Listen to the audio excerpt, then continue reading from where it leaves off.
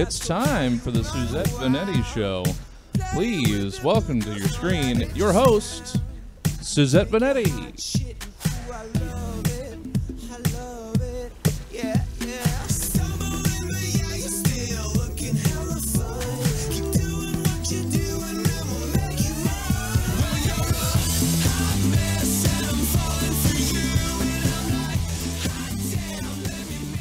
Hi everybody, welcome to the Suzette Veneti Show. Guess what time it is? 5:03. Oh my god, we're so good at what we do.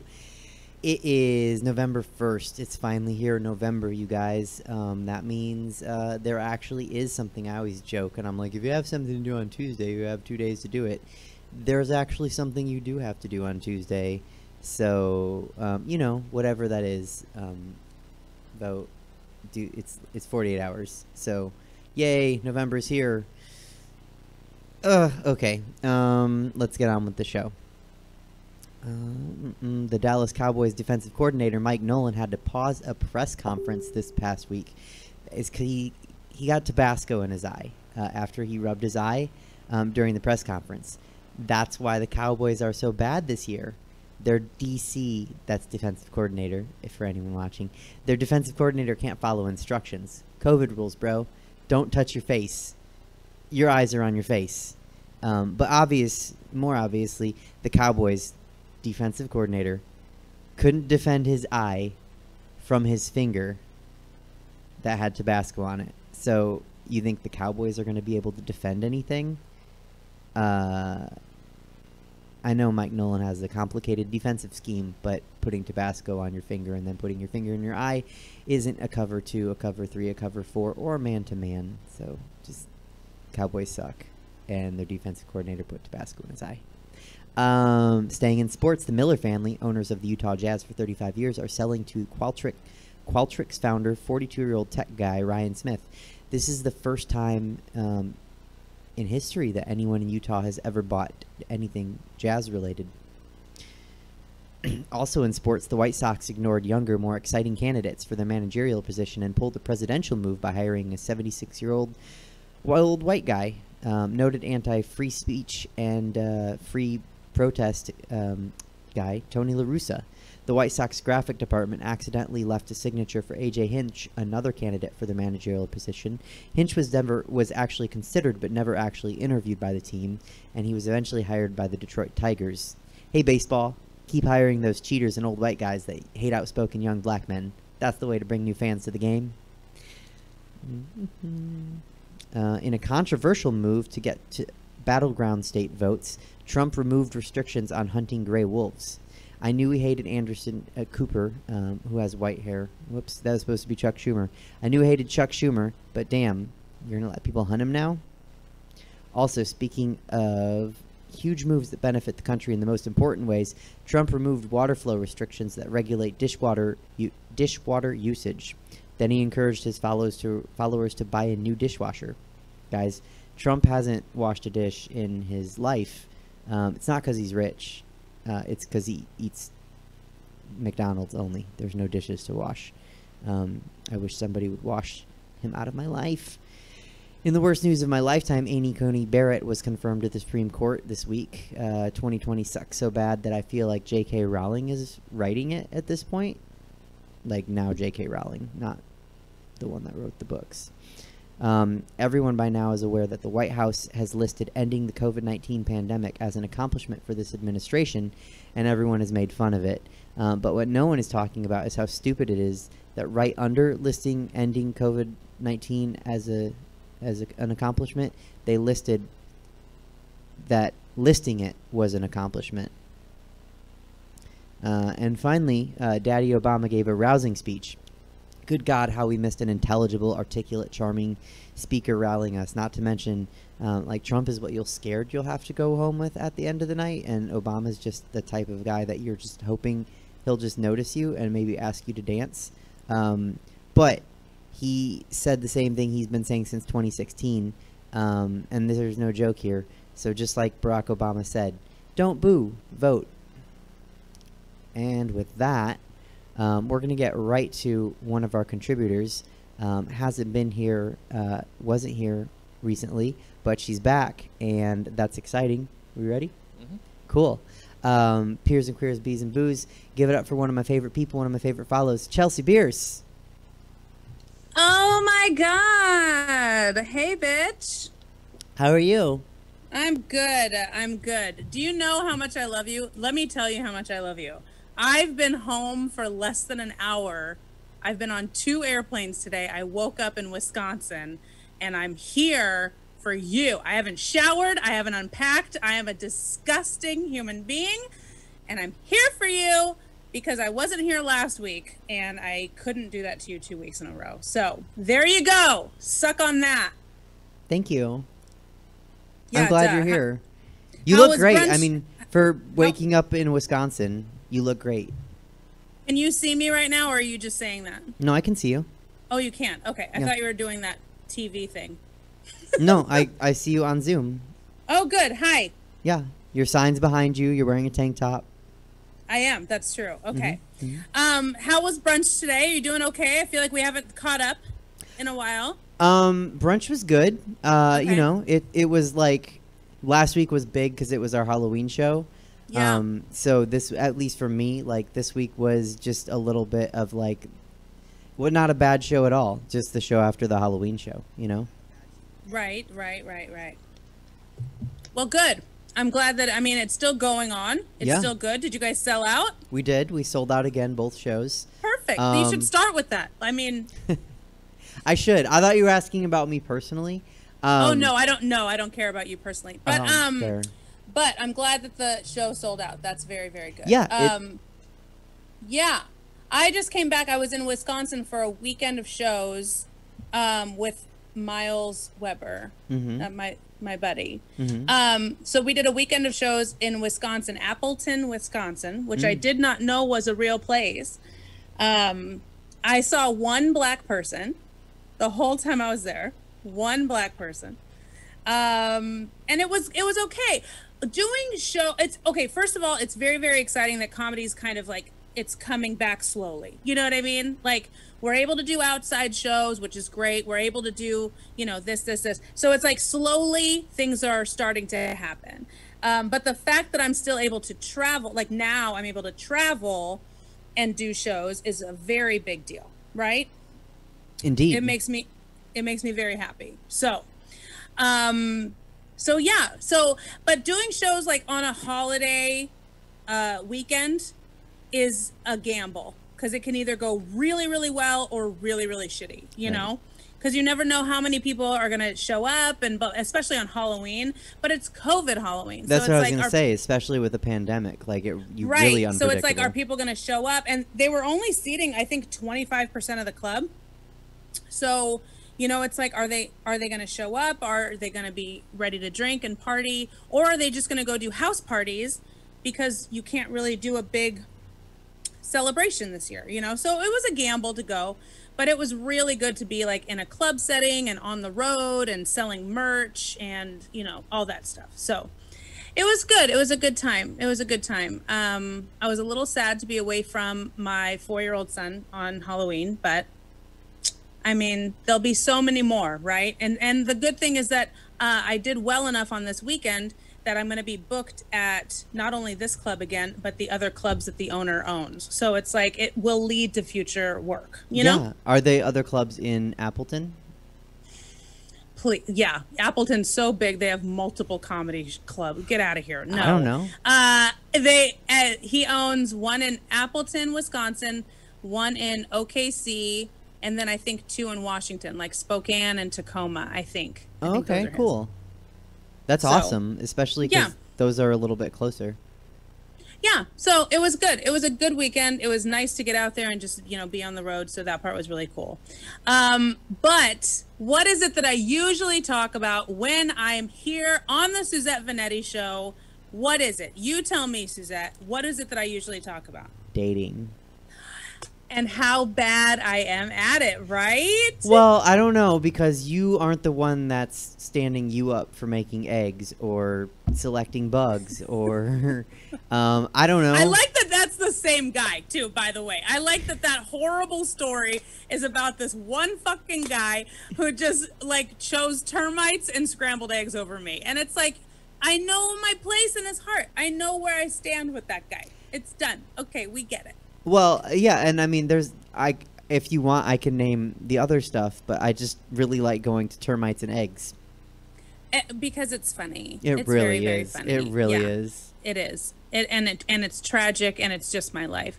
But I don't know if you remember this, but 2 weeks ago, I went to Colorado Springs to do comedy at a comedy club called Looney's. Do you remember this? I do.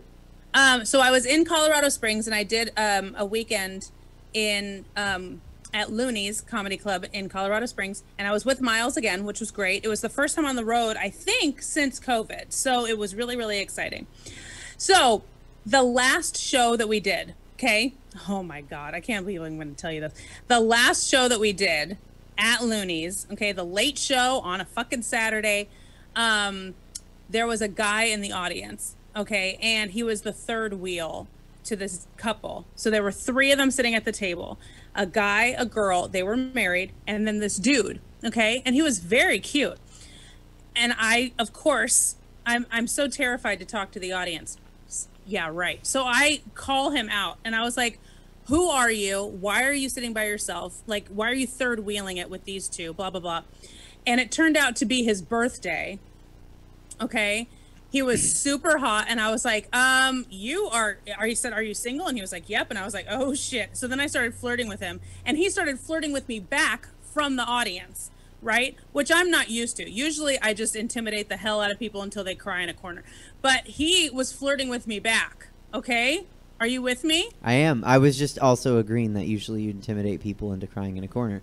I do. I'm intense. I'm a lot, and you just have to deal with it. So there's a hot guy. He's a third wheel, and he flirted back with you. Not intimidated. To break the ice, I asked him how strong his clavicles were because I didn't want my tits to, crush him.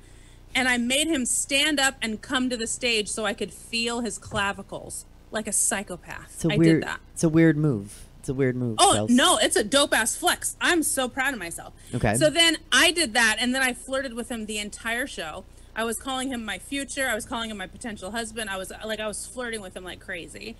And then he comes up to me after the show, and I give him my business card and stuff, and I was like, check us out on social media. And I just kind of threw it away, right? And then he goes, well, are you going to, message me if I email you? And I was like, yeah, duh. And he goes, you say that to everyone. And I was like, okay, give it back to me. So I took it back, and I wrote my number on the back of the card, gave it back to him, and he goes, oh, shit. Like, it was super real. And he texted me before I even left the parking lot. He was like, hey, it's your future husband, just saying hi. Oh, wow. Suzette, that is how we met. Mm-hmm. Okay? And we've been talking 2 to 3 hours every single night since that day. And this weekend, I'm flying to Colorado Springs to go have a first date with him. Oh, wow. Okay. That moved fast. I mean, it's 2 weeks of talking to someone for 3 hours a day. It's like... Yeah, but, I mean... And he's in his 40s. It was his birthday. Oh, my God. He got stood up that night, dude. He was supposed to be there with a chick, and the chick ghosted him. And he had to go to the club by himself. Hello? Well, that's kind of kismet, because most people, if they were going to get stood up at a comedy show, they just wouldn't go to the show by themselves. That's what I mean. But, I mean, he was going with his brother and his sister-in-law. That's why he was the third wheel, because it was like they were family. They were all, blah, blah, blah. And he went, and that's how we met. He got stood up, met me instead, and now we've been talking every single day. But I mean, for you to go to Colorado Springs, right? Okay, but that's what I was going to say. He's 43. I'm almost 40. It's like we're at this age where we're like, we're not playing anymore. You know what I mean? Like a random hookup does not even interest me anymore. Stop it. I'm not doing that. So it's like, it's one of those things where we both know what we want. We've lived life. He's a single dad. I'm a single mom. It's like, let's talk about the real shit. Like, let's get it out there and not waste each other's time because we don't have it. You know what I mean? Yeah. No, I mean, I understand completely. I'm thinking we're going to have to retool the show that we pitched when you and Heather were here because now it sounds like you understand dating very well and you're an expert at it in 2 weeks. Oh, that's very nice of you to say. It's incredibly untrue, but thank you so much for your encouragement. That's nice. That's very, very nice. So what are you guys going to do for your first date? Well, he actually said that he has some things planned. I know we're gonna go to dinner. He wants to go to the steakhouse, which is kind of cool. He was like worried because I'm from California that I was a vegan, and I was like, no. I mean, I'm a fan of eating vegan sometimes, but it's like it's not like my life, you know. Like I'll eat a steak, that's fine. So we're gonna go to a steakhouse, but then he's like, and then I have some other things planned. So he's like trying, and it's cute, and it's like I'm not used to that, you know. So the fact that he is excited and nervous and anxious and wanting to, you know, do things right and, you know, surprise me and be fun and spontaneous. That part is like, that's all I want. That's it. So there we go. Well, you got it. We'll see. I don't know. But next week is our first date, and by then we will have been speaking for 3 weeks, like kind of long distancey. You know, but it's like we're yeah. When you get to this age, it's just like, let's talk about the important shit that matters. You know, I don't want to hear about your, you know, most favorite subject in high school. I don't want to hear about your you know, favorite color and like, it's like, let's talk about the real shit. You know, and so we're pushing past all of this, and just people would say, I think if I was any younger than I was, or in my 20s or something, this would seem very, very fast. But because we are who we are, we've lived what we've lived, we've done what we've done, and we're the age that we are, it doesn't feel fast to me at all, you know? No. And I also have to remember that everybody else's fucking opinion, I don't need it. It's just how me and him feel, because him and I are the only ones involved. You know what I mean? I do, but since this is called the Suzette Veneti Show, my opinion counts, and I think you're doing it right. Oh, good. I was going to give you shit and tell you that your opinion doesn't matter, but the fact that it's the same with mine, I totally agree with it. Yes. Well, okay, because here's the thing. You said long distancey, but, like, it's COVID right now. Everyone's long distance from their neighbors. Like, we're long distance from, like, the comedy clubs we perform at that are down the street. So is it, like, this is kind of the perfect time to do a long distance first date? Yeah. Get to know you. You're not wrong. And the other thing is that he met me doing what I do. You know what I mean? He met me while doing stand-up. So he kind of saw that world. Mm-hmm. You know what I mean? He's like, okay. And he also saw me and Miles working together on stage. So he saw that dynamic, like, with his own eyes. Because I've had past relationships who don't understand that I can have a straight white married man as one of my best friends. Like, they don't get it. You know, they immediately see that me and Miles are friends, and they're like, oh, you guys have hooked up. You guys have sex when you're on the road. You guys did it. And I'm like, no, that's like my brother.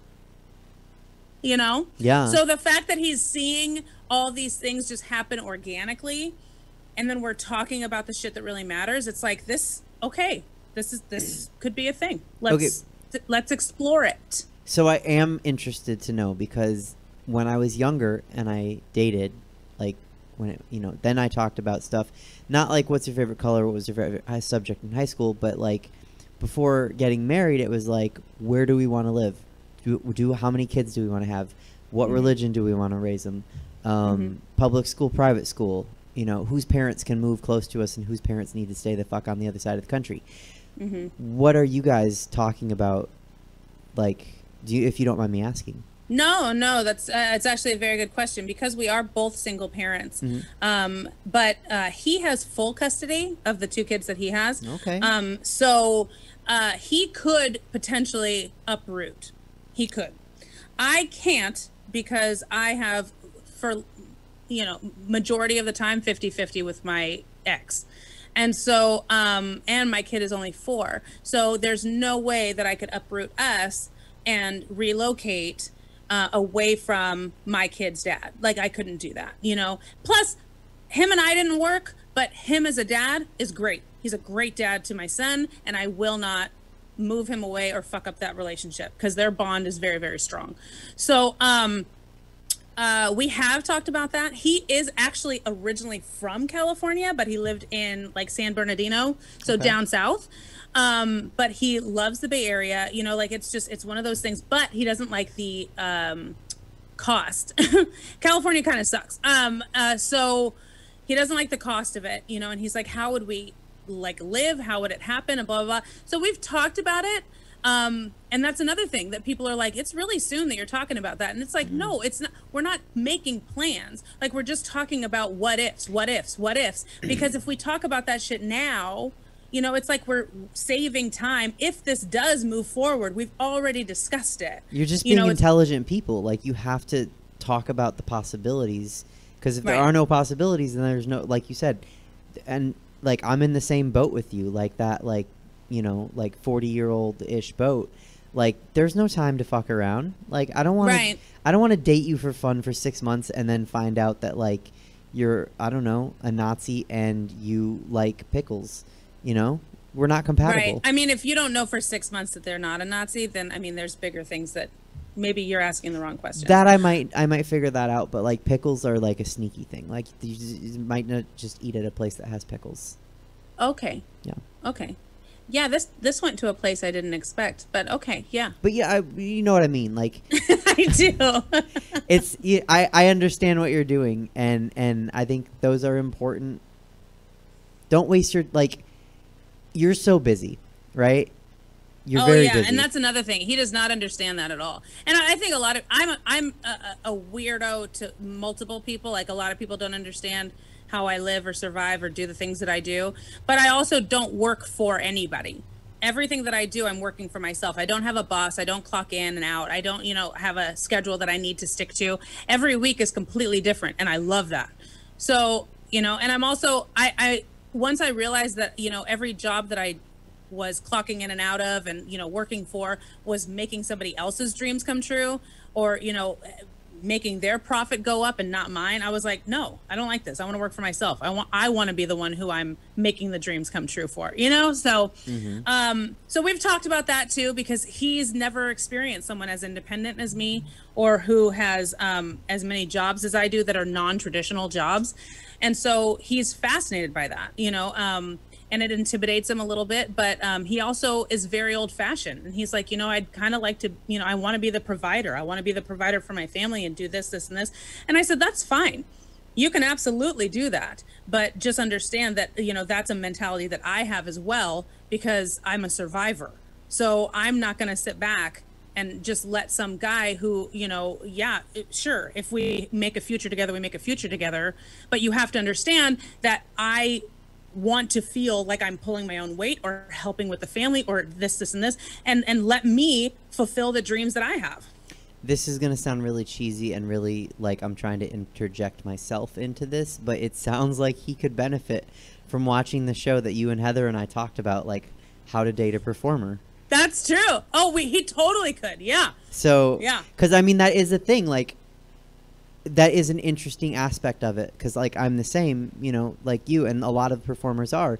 We have to hustle, and we have to string together a lot of non-traditional jobs, or one traditional job and then a lot of other non-traditional jobs. Right. And it becomes so normal for us, and it becomes just part of life that sometimes I personally forget that that's not how other people are. Like, when I find out, like, when someone new starts comedy and they have like a job at a bank or like at an office, I'm like, really? Yeah. Weird. And then I'm like, oh, well, they have to pay their bills somehow. Right. Yeah, exactly. So. Yeah. So and he doesn't know a lot about the stand-up world. So I'm finding myself like going back to basics, and it's like I'm pulling things from when I teach stand-up to brand new people who have never done it. I'm taking stuff from my own curriculum, and I'm like, this is how stand-up kind of works. And I have to, you know, network, and I have to, you know, sell, and I have to, you know, do schmooze a little bit and be on the road and make, you know, stuff. So it's just, I'm teaching him, you know, he's teaching me, and it's just, so far it's really, really good, and I'm optimistic. So stay tuned. The good thing is, when it comes to dating somebody that like does comedy, and you certainly are a comedian,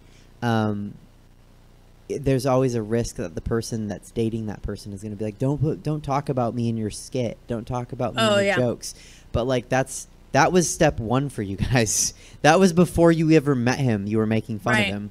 So if he wasn't comfortable with that aspect, then it wouldn't have gotten this far. Yeah, it's true. And he's here.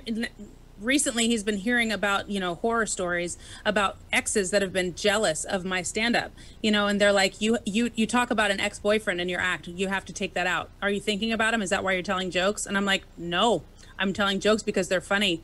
If it has to do with someone that I dated before, that's just coincidence. Get over yourself. And it's just this stream of, just self-conscious, guys who have no confidence in themselves, and they feel like what I'm doing on stage, they want to change it, when that's what originally got their interest in me in the first place. Do you know what I'm saying?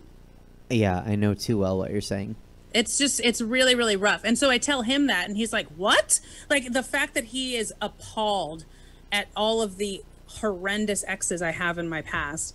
He's like, how did people treat you like that? Or how did they think that that's okay to talk to you like that? Or think that they could manipulate your career when it's what you've been doing for 12, 13 years now? You know what I mean? So I don't know. The conversations feel very different, more different than they've ever felt with anybody. And he feels like that. I feel like that. So it looks very good, and we'll see, because this weekend's really going to be the tell-all, So, okay, when are you coming back? Are you going to miss the next show? Or are we going to have to wait 2 weeks?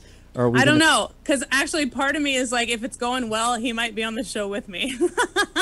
That's what I wanted to know. I was like, do we get to meet him? Yeah, we'll see. Because I will be coming home Monday morning.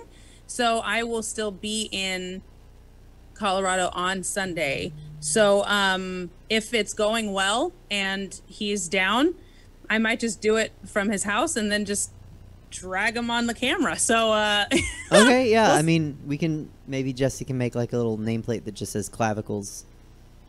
Yeah. His clavicles are strong. I'm very impressed. So, I mean, we'll put them to the test. But I can't say I noticed clavicles right off the bat. Maybe that's what I should be looking for. I mean, my joke is that I could break someone's clavicles with my big tips, so I don't know if you have anything to worry about. I mean, ma'am, it's fine. Relax. I didn't insult you for like 20 minutes, okay? Just take it. Well, I mean, technically, you haven't insulted me for 2 weeks. Oh, bitch, I insulted you through a video. How dare you? I called you tragic on a video. Oh, I mean, but that was not live. So live insults from you are different. Oh, yeah. Okay. It was a really good, I'll let you go, but because you were about to wrap it up and go, I think. But it was a really good week for you to miss, because I had such a good day at brunch last week. My performances were so good. And so that's really what we talked about for like a really long time. Oh, good. Yeah. So good. I saw the pictures of you guys dressed up as the Sanderson sisters, and it looked really, really good. So yeah.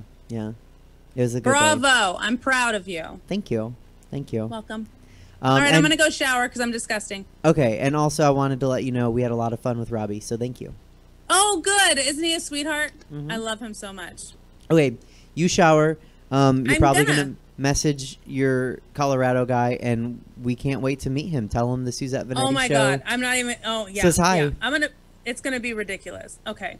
Well, have fun. Have fun talking to Torio, and I will talk to you next week. Yeah. Okay. Thanks for coming on. Thanks for doing that before you showered. You're welcome. All right. Bye. Love you. Bye. All right, everybody. That was Chelsea Bearce. Her information was below her if you want to send her some coin. As always, the information for Stab Comedy Theater is above me if you want to send Stab Comedy Theater some coin. Remember, it's a pandemic. We're all performers. We're all doing this for free for you. So if you want to do that, that wouldn't be a bad thing, because we like money. The next guest is a comedian, and I am so excited to have him on. He's been part of Comedy Central's Clusterfest, and he performs regularly at festivals including Sketchfest. And in 2018, he was listed as one of the Bay Area's best stand-up comedians. Please give it up for Torio Van Grol. Thank you. Thank you. Hello. Hello.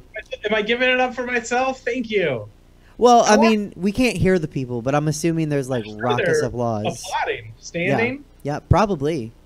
Thanks for having me. Absolutely. Thanks for being here. Of course. So, Torio, what have you been up to during the pandemic?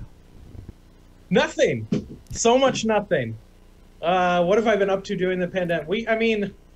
A lot of crying in the shower. Zoom comedy. Is this Twitch? We're on Twitch. I heard that's good. I need to get on Twitch. We're on Twitch. Is this your debut on Twitch? It's I don't have my own Twitch channel. I've done some other twitching. Okay. Is that what it's twitching? I'm not actually sure. Yeah, I think I'm too old for Twitch. Yeah. Thanks for popping my Twitch cherry. You're welcome. Yeah. So you have been doing. Chelsea's so funny. I'm so excited. I got to see Chelsea in 2020. I haven't seen her since life was normal. Right, I know. So you made that happen, and I'm thankful and grateful. Oh, It's you're hard to welcome. be grateful in 2020. I usually we have Mean Dave, but he couldn't make it tonight. So I'm fine with not seeing Mean Dave, but I got to see Chelsea. oh well, yeah. I mean, everyone wants to see Chelsea. Yeah. Come back to the show sometime. She's Worked out here perfect. more Extra often than not. Chelsea, less Mean Dave. That's my recipe for happiness. Okay, I will make sure if you come back that we can try to accommodate. Although I do love Mean Dave. No, of course I love Mean Dave. I like hating Mean Dave. It's part of the fun of Mean Dave. It is. It absolutely is. Okay, so you said you've been doing Zoom comedy. How do you like Zoom comedy? I don't like it as much, right? Which I think is everybody's. Yeah.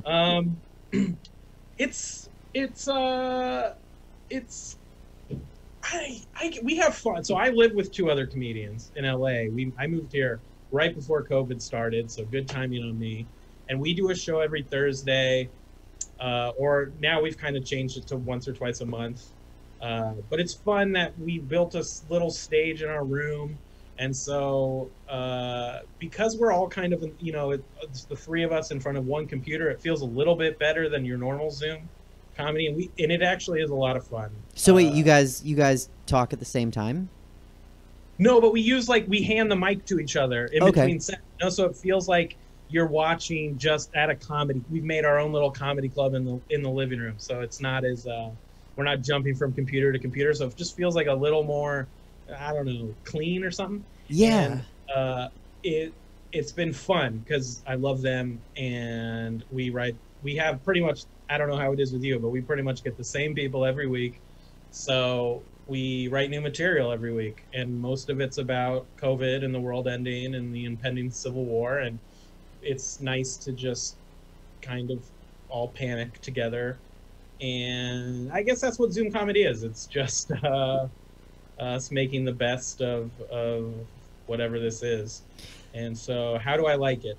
I don't really like, I know you don't know me super well, Suzette, but I don't like most things, but I'm trying to, it is what it is, and make the best of it are kind of my slogans for this year. So, Well, yeah, I mean, that's... I love it. I just keep saying that to myself in the mirror. I love Zoom comedy. So I love it. This is I think the 29th episode of this show, and we've had a lot of comedians, and so we talk a lot about Zoom comedy. Is it comedy? Yeah. Is it stand-up?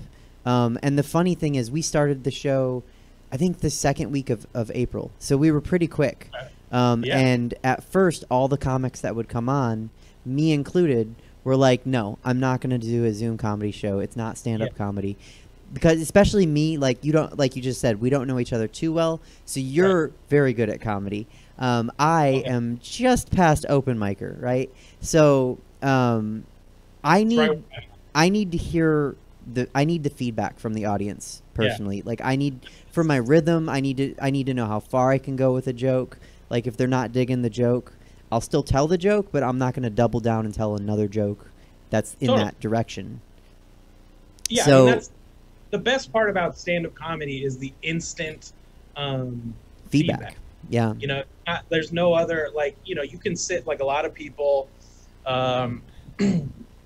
comics I know during this time, like, well, I'll write scripts, I'll write a pilot, I'll write a screenplay, and you can spend a year doing that, and you don't know if it's good. Whereas stand-up, the beauty of it is like go up there and sink or swim. And so yeah, I miss that. That's why with our Zoom show, we beg people, please unmute yourselves. And even then, even the best Zoom show, if you feel like you crush it, you still don't have that high. I think that's why it's so hard to say I love Zoom comedy, because it's like, well, I don't leave feeling like you know what I mean? Like that, just like that inexplicable thing that we're addicted to is so hard to get. I was gonna say the crack. It's like crack. Like you need that audience. Yeah, I mean, we're all messed in the head and we need validation, and it's hard to get that on Zoom. So yeah, I guess, but I know what you mean. We've all come to like get used to Zoom. And it's, yeah, you know, I mean, I've had a couple of comics that have said this is I think you'll agree with me. A couple of comics have said like, oh, I think Zoom is the way of the future. People aren't going to want to go back to comedy clubs. People aren't going to want to go out back in public ever again.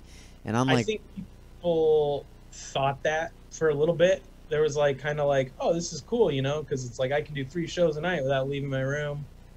But I've noticed that I don't think that's what, like, because I've started to do shows in real life again, and those things are selling out fast, whereas Zoom comedy is kind of plateauing or even going down a little bit. So I think like the audience is gonna, you know, control that demand, and I don't think it's gonna thrive online. Maybe it won't go away completely, but there's just magic in a comedy club that's done right. Whereas online, you know, you can do anything online. You can watch people fuck, you can watch sport, you know, anything, TV shows, crafted things. So like stand-up comedy, I don't think will ever, you know, I don't think it'll ever be super high demand on Zoom.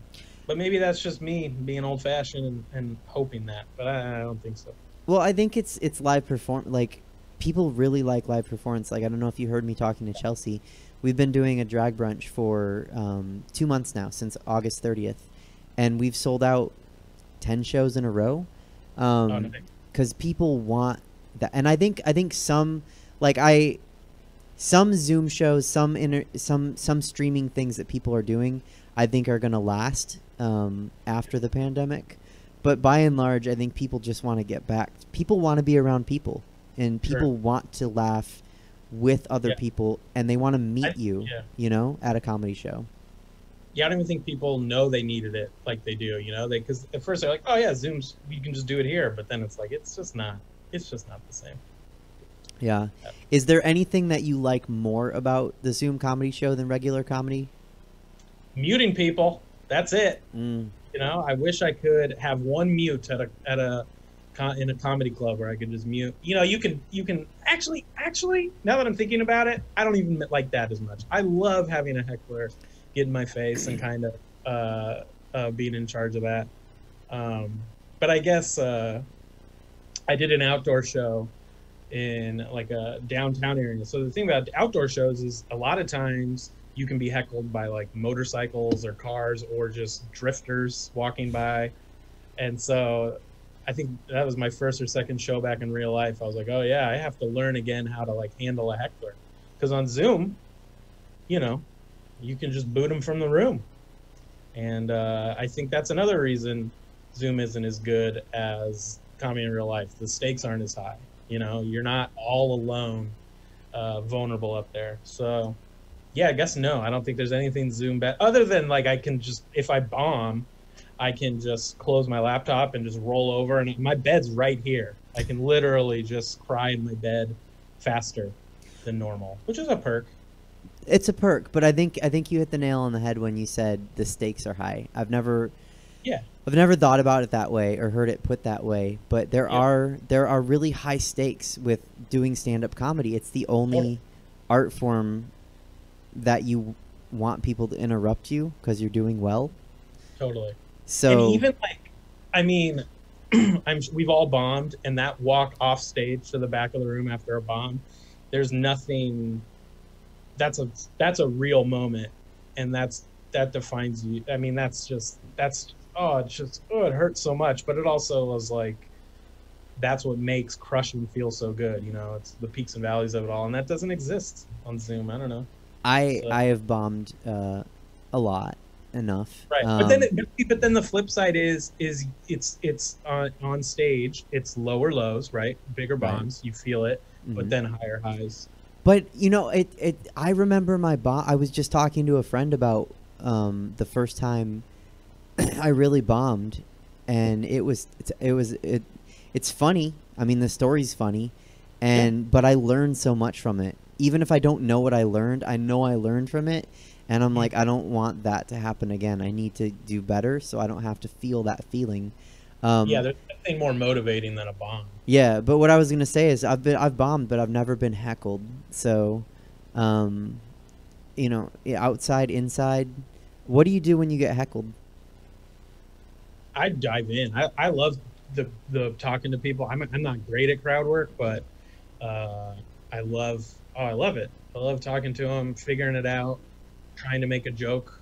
You know, if you can like get people to laugh at something in crowd work, talking to some idiot that heckled, and even get, you know, like a semi-decent laugh, that feels better than like something you've performed a bunch of times that gets like a loud pop. It's like, yeah, that's good, but I know that joke's good. Whereas yeah, absolutely. Yes, I like being talked to. To a degree, you know, like it varies. I get talked to, and I do crowd work, but I've never been like mean heckled, which is I'm kind of I don't even understand how that's possible, because I've done stand up enough where I should have been heckled at this point. Only by Chelsea on my own show do I get heckled. Yeah. I mean, I guess we kind of consider anything heckling. I mean, probably the worst hecklers are the ones that don't know they're heckling. You know, like they're just saying your punchline, stepping on a punchline or yelling something out they think is the punchline. But yeah, you're right. The bullying heckling it's pretty rare. Yeah, but I mean, you're right also. Like, now we're just saying each other's right, but the people that are guessing the punchline, that's pretty terrible. That's happened enough times to me where I'm like, yeah, well, but or even I was talking with a roommate about this, is like, you know, you skip a beat and there's silence in between the misdirection of the punchline. And if someone talks or yells something in that beat, it ruins the flow of a joke. And which is, you know, and again, that's what's going to happen, right? So then how you handle that, I guess, I think kind of, you know, shows how good a comic is. And it's fun to watch that once or twice during a set. But if it happens like all show, it's just like, what are we doing? This isn't. Well, that's when security needs to be the mute button. And right, exactly. Take care of it. So you just moved to LA before the pandemic. And I hate to even say this, but right before the pandemic, you also dropped an album. Yeah. Same month. And your calendar on your website is full of dates through like April and May and March. I know how much it sucks, but like, tell the audience like how much that sucks. Yeah, I mean, not being able to like tour with the album and kind of like carry whatever momentum that gets you. It's a bummer, you know. You have some clubs set up and it just all goes away. You know, I kind of timed it with the LA thing, so I'd be able to, like, when you move to LA, there's not a ton of stage time. You have to kind of start over to a degree. So like, okay, well, I'll have my road work around it, so I'm not going crazy, not doing shows. And yeah, it all fell apart for everybody. And I don't know. I mean, I guess I'm lucky in a sense that like the money I generated from the album came at like the time I needed it the most with the pandemic. Also, you know, the pandemic's forced me to write new material, which I needed to do anyway because the album's out. So, you know, those are the good sides of it. Yeah, I don't know. I mean, comedy-wise, I mean, stand-up comedy is suffering, so I feel like this is just more of that. So, you know, I don't know if it's going to generate new material, but it's at least put me in a spot where I'm stuck in my room all day, so I might as well write. So I don't know. Yeah, it sucks. The timing sucked. But I think it would, no matter where you're at in your comedy career, 2020 sucks. 'Cause, you know, it's not, or any career probably, unless you like own Amazon or something. Yeah. Or But, I don't know, like a mask company, like you make masks. yeah, math company, anything. It's a lot of evil stuff. But yeah, for artists that are, it's always funny to call us artists, right? Whatever, entertainment. No, I mean we are artists. It's and- entertainers, right, but- artists. I- Do you get to like, can you release your album again, like the same one, or is that possible, or how do you feel about that? No, I mean it's an album. It's online now. I'm glad it's online. I'm happy with it. People want, yeah, I have all these vinyls. That was gonna be that. I guess that's the bad part. It was like I was gonna tour and be like, hey, you want to buy a vinyl? And it's kind of a cool thing. But I was able to, sell some online and beg people and everything we do. And but no, I'm not gonna re-release it. Yeah, no, I'm excited to have to work towards a new hour, and yeah, I don't know. No, I'm not gonna re-release it. It's there. Go find it. People can find it. Yeah, I don't know. Yeah, And it's no, like- that's I've Kind of never. a nice divide where it's like this is all my pre-COVID stuff, and the world is different now. So I'm not saying all the jokes on the next album are gonna be all COVID related. Of course not. But it'll be a new, it'll be a new person as post COVID. I think we're all changing Right. a lot. It'll be like a nice looking back on it in my old age. I can kind of be like, yeah, this was that period of my life. The first 8 years of stand up that are pretty formative, and then this was post Civil War II album. Well, it's like if someone gets married, or if someone goes to college or moves abroad, like your perspective changes. Yeah, and totally. so your comedy, it doesn't have, all your jokes don't have to be like married jokes now, but Yeah. you're just coming from a different place. So I get that. Totally. When you do live comedy, because you do like live comedy, Right. what's the most interesting venue that you've performed at? Oh, most interesting venue.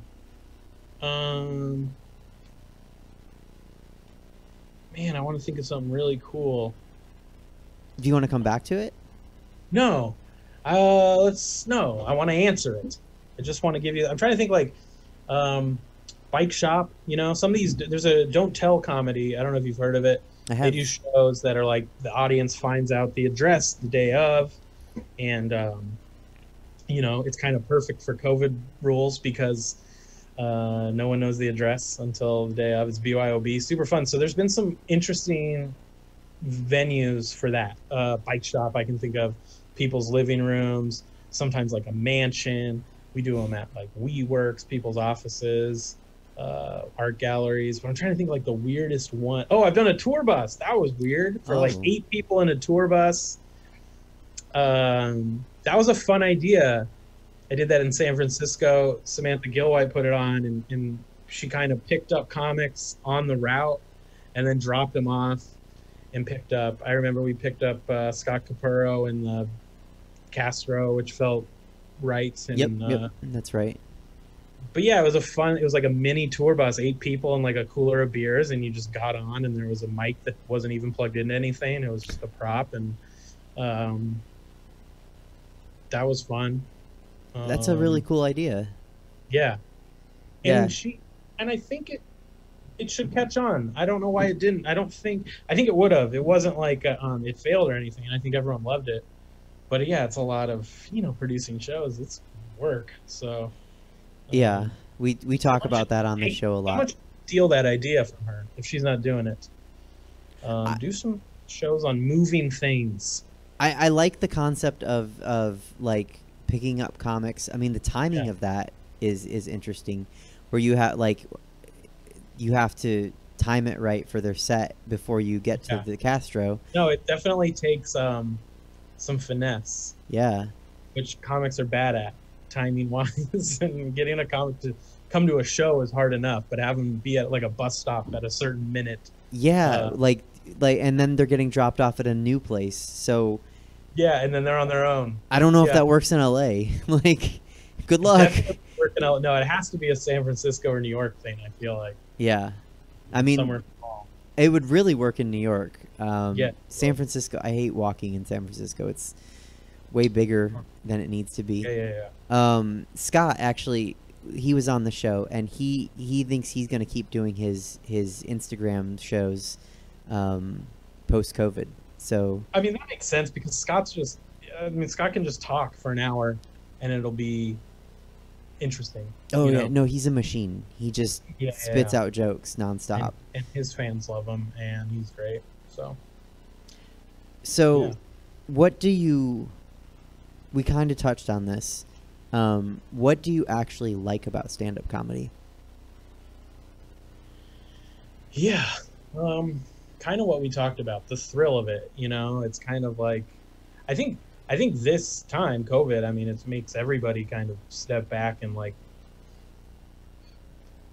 evaluate your life choices and where you are and why am I doing it? Because like, I think when you're in stand-up for a few years, it's just like you're just in the machine. You're just like, I got this show this night, and when that all is kind of taken away from you, you're like, do I even love this? Why am I doing this? And I don't know the answer.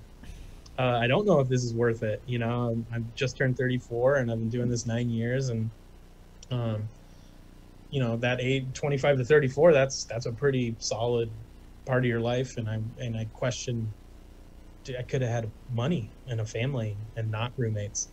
But I think stand-up, restarting, getting back on stage, it's kind of like, it's been a nice reminder of like, okay, yeah, there is nothing cooler than just like captivating a crowd of people for a half hour or 40 minutes or 10 minutes, and but it is kind of like what we said, like there's an addiction to that feeling that's kind of inexplicable.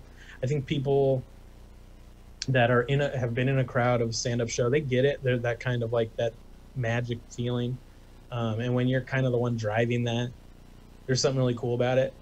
I don't know, honestly, if it's worth the sacrifices and the time, but I don't regret it. What was the question? What do I love about stand-up? Yeah. Probably the free drinks, mostly. Drink tickets, yeah. Somebody the other day asked me if I had a kid, like, would I be disappointed if they did this, if they did that, and if they did stand-up comedy wasn't one of the questions, but I just said no, I'd just be disappointed if they do that, because it can ruin your life, but it can also be so amazing. Yeah, totally. It like, it ruins your life, but it gives you a life.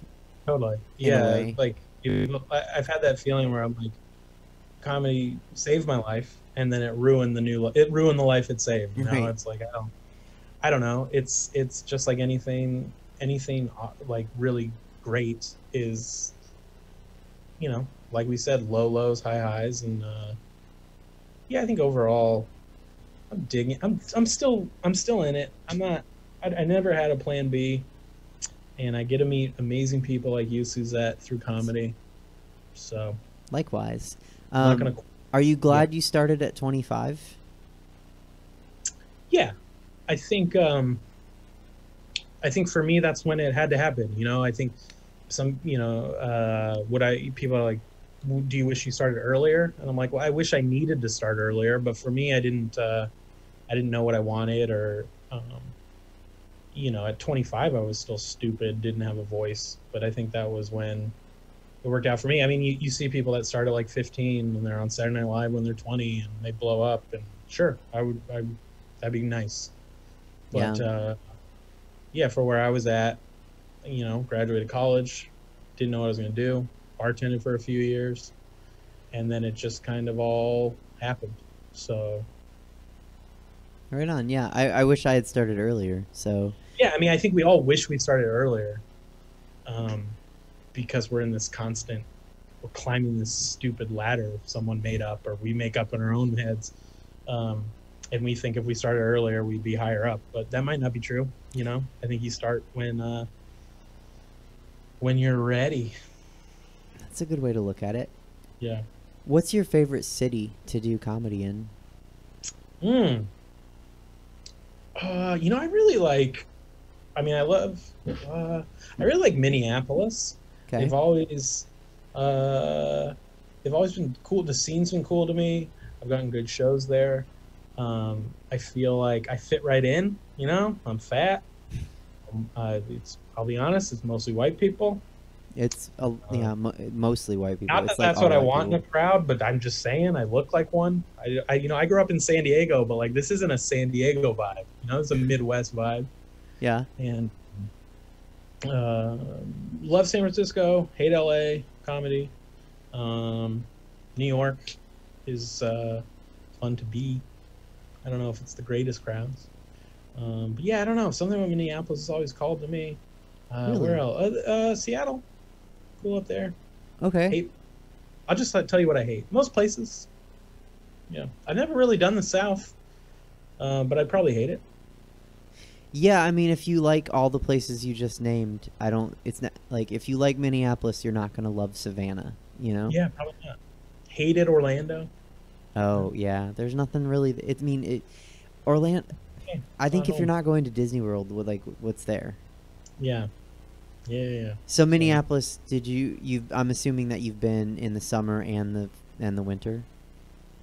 Yes, I mean winter's great for comedy there because people don't go out. Right. Summer, it's harder to draw because there's like 3 months they're allowed to go. Oh yeah. Enjoy.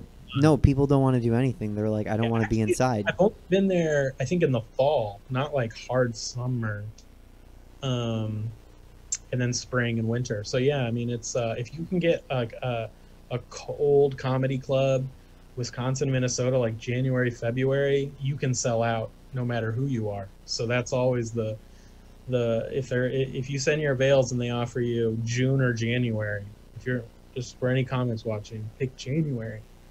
Okay. Because as long as your plane lands safely, you were going to make some money. So good to know.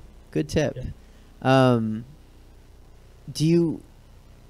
Are you able to use the same jokes in all the cities you go to that you like?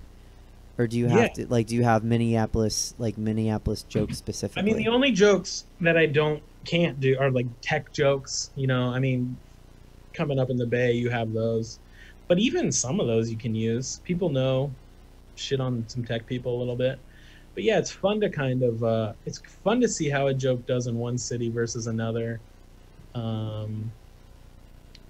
was talking to my roommate about like, sometimes you're in a more conservative part of the country, so you'll like maybe, I guess, water down a joke, like I don't want to go as hard on religion or something. And then it's like, all you're doing is make that joke less funny. Right. It's like just say it and either just let it bomb or let it do, or just see if the joke can work here. So that's kind of something that's still hard to do. Sometimes I'll do like my religious stuff, but I'll come from a spot of like, I'm religious. See, I'm one of you, but I make fun of it and it's fun. But it's like, I'm not religious. Why am I trying to relate to these people? So yeah, I think for the most part in America, most of your jokes work. No matter, a funny joke's a funny joke. Yeah, but that's good advice. Like, because I've done that. I've watered down jokes. Like, I'll be telling a joke and like I'm making fun of Republicans, and then I'll remember that the crowd is mostly Republicans. Yeah, it's like if you try to like come at them from a spot where it's like, I'm Republican, or like I'm just like you, and it's like, no, we know you're not like us. So make fun of us or don't. Don't go 1 foot in the water kind of a thing. Yeah.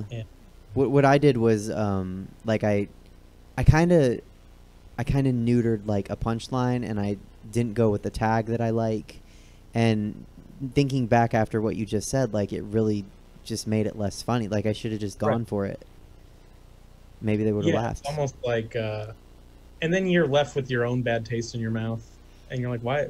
So I try it, but then at the same time, I don't know, you can probably tweak jokes in certain parts of the world. There's no one way to do this. So, but yeah, for the most part, like, yeah, that was something I learned pretty recently. It's not like I learned this right away where I was just like, I'm just going to do the joke. And if it bombs, hopefully they'll like the next one, or I won't. I've never had someone physically assault me. I know it happens like once a year. Maybe you hear a story, like, you're going to be fine. Tell a joke. Worst case, you don't get booked at a place you don't want to be at anyway. And, I don't want to see the comedian that can crush every room. You know what I mean? Like, that person's too I don't know, it's like if you can relate to everyone, then I don't think you're relating to anyone kind of a argument. That said, there are 10 comedians probably in the world that can crush any room, but we're just, we're not that. Oh no, I'm definitely not. But that you know Ellis, right? Yeah. So he was He's on great. 2 weeks ago, and we were talking about Sacramento comics, and I was saying that Cheryl, the soccer mom, like I've never seen her have trouble in any room. Like, I don't know if she's relating to every room, but Right. like everyone finds her hysterical. That is a good point. Yeah, I mean, but that's someone who's like found their voice Right. and is unapologetic about it. Also, Yeah. Minneapolis, like Minnesota, based Did she now. move back there? She is back there now. So, yeah, I mean, it's certainly possible, but I don't know. If I'm never bombing, then I like kind of what we said about the high stakes. Mm-hmm. Then I don't know if I'm gonna. Well, is it as exciting? I don't know. Maybe. I certainly don't want to bomb often, but Yeah, I'm not close to the place where I would say I'm not bombing and I'm crushing every room. So you said that the worst. But like, even if you ask Cheryl, I bet Uh-huh. I don't want to put words in her mouth, but I bet she'll say, "Of course, I still bomb," because you frame how you bomb differently in your own head. Like people might say, like, "Oh, you never bomb," and I'm like, "Well, just because I can make people laugh, a few times a set, like for how we frame what a bomb is just different for every person." So I'm sure nobody's perfect, and I'm sure she would, or anyone would say, I don't know what the point I'm making is, but Well, I think what you're saying, it's relative. So I was just actually talking to, at brunch today, I was talking to a drag queen about this, about a comedian I know, and I'll watch the comedian, and the crowd will love him, and then we'll talk after the show, and he'll be like, "Oh, that was crap," and I'm like, "Yeah, but the crowd loved you," and he's like, "Yeah, but I bombed," and I'm like, "I know you think you bombed, but like what you don't realize is like." And I'm not trying to minimize like your own standards for yourself, but you have to realize that the crowd doesn't think you bombed. So at least take that, And we're all so neurotic. Sometimes people just need a compliment, and they're like, "Oh, I'm terrible," and it's like, "Okay, dude, you talk the way you need to talk. I think you did great. I'm not gonna sit here and massage your ego all day." But yeah, I mean, none of us. I don't want to hang out with the guy that's like, "Crush it again," and I'm like, I don't want to hang. Those people are just as annoying as the people who are like, "I bombed every time," and I'm like, "Come on, man, just be a normal human." The worst one is like it especially happens at open mics where people get up and they'll get off and they'll be like, "I crushed it," and I'm like, "Really? Oh, dude. You thought the silence was crushing it? Okay." Yeah. Dude, the delusion's wild. Yeah, I had a comic, dude, he bombed for 30 minutes, and I was like, man, I really struggled up there for the first couple jokes, but then I got him. And I'm like, I think you just went into like a weird coping mechanism where you stopped hearing the bomb. You bombed longer than I've ever heard a bomb last. And it's we all have our defense mechanisms and how we interpret things, and yeah, like you said, it's all relative. It's relative, but I do enjoy the delusional. And watching them. It's like a what do you call it? A guilty pleasure. You said the worst thing that'll happen if you tell a joke wrong is you won't get booked at a place you don't want to go back to. And you also mentioned LA is not your favorite place to do stand-up. Is there another city that you don't want to go back to? You don't have to say if you don't want to. No, I mean, I would go back anywhere. Portland's got a weird vibe. Like, I'm not edgy or political. And it's not so much the crowds that I've experienced there. The comics there are, it just seems like a uptight scene. A lot of like, you start hearing drama about a scene you're not even in, and I'm like, I don't know. I just want, I want to do this show and that show, and I don't want. So I'm never like eager to go there. It's also not as close as it feels. I think people in San Francisco and the Bay are like, "Oh, Portland's the next city up," but it's so far. It's 11 hours, yeah. Yeah, so far, and it sounds closer than it is, and so I'm never like eager to go back to the Pacific Northwest. But I'm a comic, so I'm probably gonna say yes. Yeah, if they asks. book you. Yeah, and but yeah, and it's always like, I feel like with comics too, we have short memories, so it's like the last city I crushed in is my favorite city, and the last city I had a bad experience in is my least favorite city, and that can flip, month to month or however often you go back to a spot. Yeah, it can. Maybe I'll hate Minnesota next time I'm out there, like never coming back. But then, at this point, I would just love to get some booking emails. It's been so long. I'm like, yeah, I'll come. I'll come at a loss. So speaking of being booked, you're actually doing a live show on November 28th. Yeah. Yeah. Up in Sonoma, California, not too far from you. Lori Kilmartin's headlining, so I'm excited. Got some friends. Yeah, I love that part of the world. I went to school in Sonoma State, so it's always fun to get back up there. I don't have many friends left from school, but still have a few, and it's cool to to go up there and be such a part of such a good show. And I did this outdoor show twice already,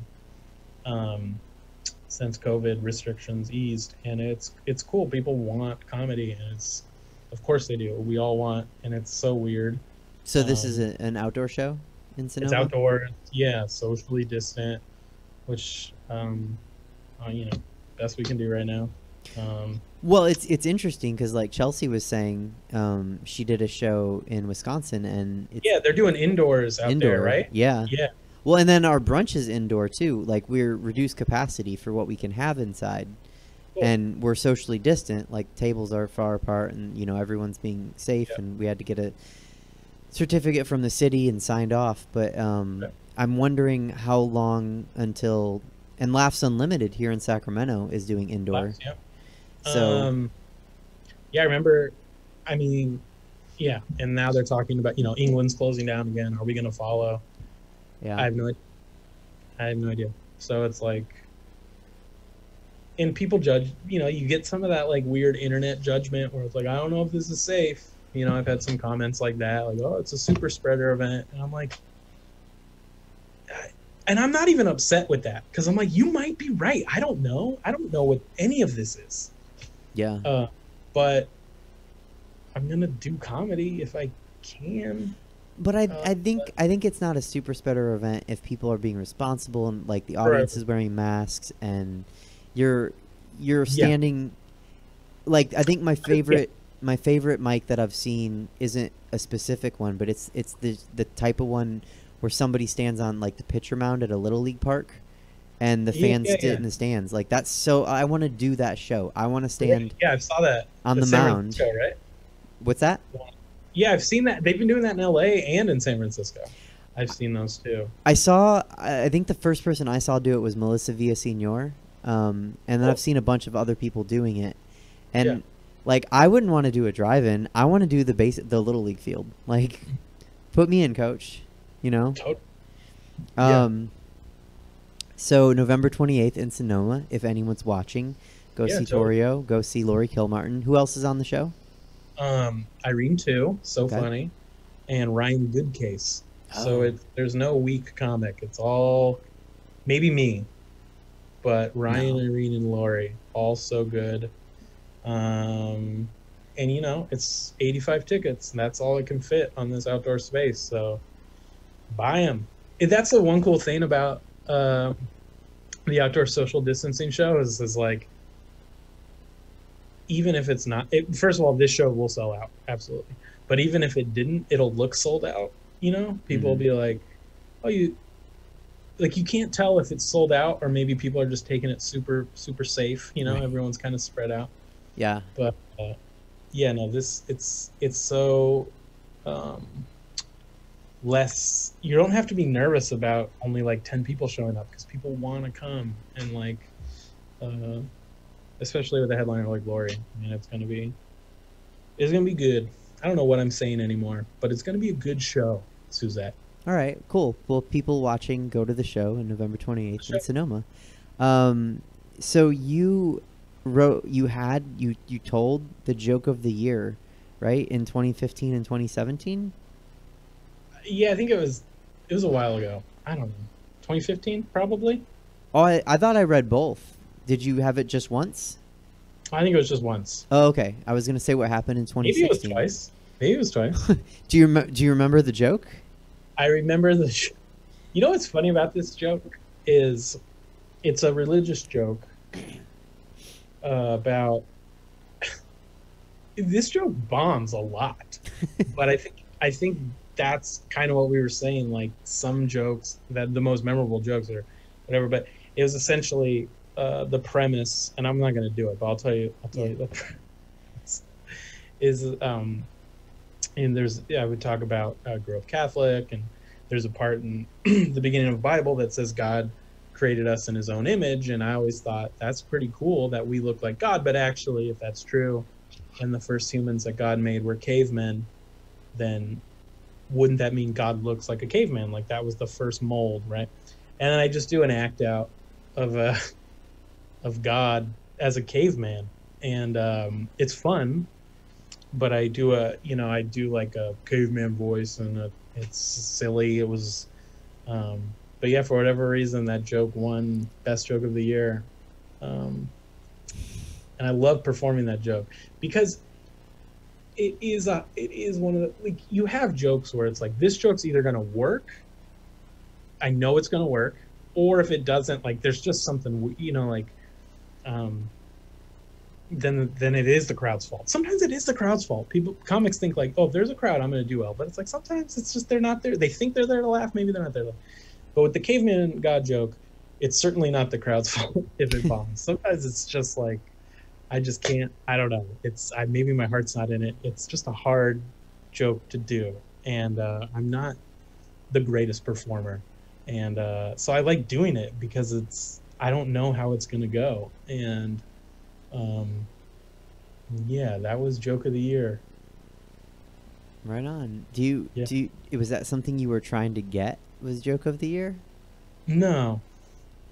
I mean, no. Okay.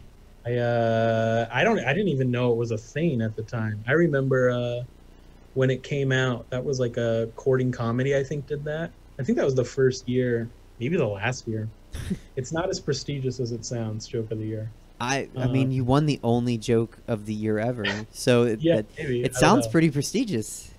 Thank you. Yeah, it's like I don't know if the Oscars would be as prestigious if they just had one Oscars. You know what I mean? I think it'd be less. But yeah, it's always you get told no and so much rejection in comedy that like every once in a while when someone's like, yes, we think you're funny, it does feel it feels nice, even though it means nothing. Awards in comedy means nothing. So I mean, it's a resume filler. Yeah, exactly. People read it and they think, wow, he's got at least one good joke, and then they hear it and they're like, it's not even that good of a joke. But that's okay, because Laurie Kilmartin's up next. You get to see her. Or they like it a lot and they're like, oh, that is the joke of the year. Yeah, I have low expectations though. That way, if something goes well, I'm like, okay. Fair enough. Fair enough. Okay. I don't know why you have low. I do know why you have low expectations, because you're from San Diego, and you don't live there anymore. And I don't. Does anywhere come close to comparing to San Diego? Like, isn't it the most beautiful place on earth? I love being able to go home to San Diego for Thanksgiving or something. I know what you mean. It seems like paradise, right? There's a beach, there's good weather, but there's no real culture there, and if there is, it's like surfer culture, and then like it's tons of military. So it's like you kind of get, if you do like show, because there's two clubs downtown San Diego, like Gaslamp, and if you do shows there, love both clubs, but it's a lot of Marines and things like that. I don't know what I'm saying. But yeah, I never felt. I mean, like I said, my family's there. I love going home, but I never felt like a San Diegan. I don't have that. I don't know what it is. Just that I don't take my shirt off. I don't wear flip flops, and so it's a cool place to have a bed to sleep in when I go home for the holidays, or to see the fam. But your question was, no, I prefer the Bay. I do. I really do love San Francisco a lot. So I actually like the weather there too better. It's cooler. I mean, I think strong civic identity ties in with sports, and it doesn't seem like people love sports. I think like we were talking about in Minneapolis, like in the summer, people are like, I don't want to be inside anywhere. Why is anyone in San Diego going to a Padres game? Like, sure, there's a beach. So, well, here is the weird thing, and not to negate, I am the biggest Padres fan. I love it. I love them so much. I've suffered so long with them. But yeah, I mean, we don't have a good fan base. Like when I go to a Padre game a couple times a year with my brother, maybe my dad, it's never sold out. And yeah, there's other stuff to do there. And yeah, it's not a city where it's like, fuck yeah, I'm from San Diego. You know, there's not like, like there's the LASF rivalry, and it's like we're the little brother that doesn't even get like, oh, what? No, nobody's gonna fight in San Diego. And then at the same time, we're kind of cool with it. We're like, yeah, I don't want to be, don't bother us, you know? Really chilled and laid back. I think people are going to notice, though. You guys have a pretty good team, and so I think we do. Fernando. Well, yeah. It's going to cause ruffle a lot of feathers with people, so I think you'll probably be joined on the bandwagon by a lot of new fans. I'm excited. Welcome. We have room. We have a lot of room. Get on. What's it like to be in a city that lost a team in the Chargers? It's tough. I was a big Chargers fan up until a few weeks ago. Up until when they moved to LA, it was like, I'm not going to be a fan anymore, because as a San Diego person, especially, and then living in San Francisco for so long, it's like I've always hated LA sports teams. And but I stuck it out with the Chargers just because I loved Phillip Rivers and some of the other players, Melvin Gordon. And then so when the Dodgers played the Padres in the playoffs this year, the Los Angeles Chargers Twitter posted pro-Dodgers, anti-Padres stuff, and I was like, dude, that's the last straw. I mean, moving was tough, but now you're gonna hate on the Padres. You can't do that. So I finally broke ties, and I watched the Chargers lose today, and I cheered for it, and it was nice to watch them break. I don't even know who's a Chargers fan anymore. I feel like I might have been the last one. I think you might have, because everyone's really embraced the Rams. Yeah. If anyone wants some Chargers gear, send me your address. I'll mail them to you. So it was slow. I mean, it sucked, man. Especially when they went to LA. If they had gone to Vegas or somewhere else, I'd been like, all right, fine, go make your money. But you're going to LA where no one cares about you. And but whatever. It's football. It's not big. If the Padres leave, I'd be heartbroken. Chargers. I always thought it was weird because, like you said, nobody cares about them, and people really wanted the Rams. So why move? Why move to LA to be the Clippers when you can be? No idea. No idea. There. I mean, that's they also moved to LA from San Diego, but that's not what I meant. But why would you move anywhere to be the second fiddle when you can just stay where you are and be the main team? But I don't know, man. I mean, it's got to be a money thing, but it's a bummer. I'm kind of glad it worked out this way. I hope he's and he did. I am kind of San Diego voted against the new stadium. It was like, listen, we're not going to pay. And so I'm glad they kind of stood up to Dean Spanos, the owner, because he's always sucked. And the city gave him a decent offer. And instead, he's leasing a stadium. He's leasing that stadium from the Rams. He's renting a stadium that the Rams paid for in a city that doesn't want him. And I'm glad they talk shit on the Padres, because now I was able to just cut ties. And I'm sorry I'm getting so upset. It's hard. It's like a breakup. And I've moved on. Well, congrats, and I'm glad. It sounds healthy. Free. I can finally enjoy a Sunday afternoon. So your cousin also does stand-up comedy. Yeah. Do you know Cooper? No, I researched you. So I read that, and I don't know him, but what's it like? I'm the only person in my family that performs, and you don't just have another performer, you have another stand-up comic. Yeah. Is that fun? Is there like a rivalry, friendly or not, between the two of you? Like, do you love doing shows with him? Yeah. Yes, I love doing shows with them. It's really fun. I don't think there's a rivalry. I hope there isn't. There isn't for me. I mean, I started a little bit before him, and I think the people that I consider competitive with are usually people that kind of started around the same time as me, and in the same city as me. And I think him and our comedy's different enough to where I don't think we'd ever be competing for the same gig. You know what I mean? So no, and it is nice having. We weren't super close before comedy. We never lived in the same city, and so we'd see each other once or twice a year, and we were super friendly, but we didn't. We weren't super close, and comedies brought us together. I mean, we talk a lot now, and it is nice to have, those people in your comedy life that you can just vent about stupid stuff and talk about shows and try bits on, and he's one of those people, and yeah. I'm lucky to have him, and it could have gone worse. I mean, if other cousins were comics, if he wasn't funny, that would suck. I'd be like, oh, Yeah. But he's funny, and he's doing well, and yeah, I like it. I haven't really ever thought about it like that, but it is cool to have. That's You should neat. get a. We'll adopt you. Okay. Come be a Van Grol cousin, and yeah, I don't know, it's fun. All right. Yeah. No, I'm in. Yeah. I also read when I was like researching you that you like basement shows.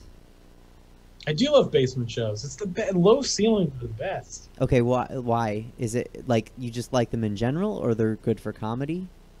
They're good for. I think I mean, super COVID unfriendly, I guess. But the closer everyone is, and a little bit of fear of the ceiling caving in around you. But my favorite venue ever was Last Weekend Video. I don't know if you ever got to go. It was in San Francisco. It closed down probably 3 or 4 years ago. But yeah, it was this video store. So like we all knew it was never gonna last. I mean, the fact that the video store was even open then. Right. Yeah, and so they had this basement, and it sat like 40 people, and it was just like you could have 10 people in there, and it felt full. It kind of like Stab Theater. It has a vibe where it's so small that you can just kind of it's not Stab's not a basement, but it has that kind of like basement feel. It's everyone's kind of just crammed in. And low ceilings just makes the sound even better. You don't need a good sound system to make it pop. And there's some other good basements. We ran a show out of a pierogi restaurant in the Mission for like 3 months before the city shut down. They always get shut down, so that like this isn't gonna last. Like nothing in comedy lasts. Like even the best shows fizzle out at some point. So it feels a little illegal and dangerous. And Doc's Lab was in a basement. That was a cool spot. High stakes. Basement? What? I said high stakes. If it's illegal, like the even higher stakes. Yeah. You feel like there's something to it. And does SAC have any basement shows? I don't know if I've ever done one out there. No, we don't. But I do agree with you. I love coming to Stab. Whether it's a show, like the shows here are amazing, and then I love even just the open mic with like 3 people. It's become my favorite open mic. I don't know why. I do have a theory on basement shows, though, if you want to hear it. Sure. On why you like the low ceiling. So I produce a lot of shows. That's what I do, and I mean I host them and I do comedy in them. But like I'm in them. I'm in shows when I produce them. So people will sometimes ask me like, "What's a good show? Like how? Like when you produce, like what do you consider good?" Or like why do you consider it good? And I'm like, I consider as long as the room is full, whether it's a 10-person room or if it's a 240, like our punchline seats 240. So like you got to have at least like 200 people for that to feel full. But if you trap the energy, right? And I think that's what makes like a good comedy show. Cuz when there's too much space, it just feels like the energy's like escaping.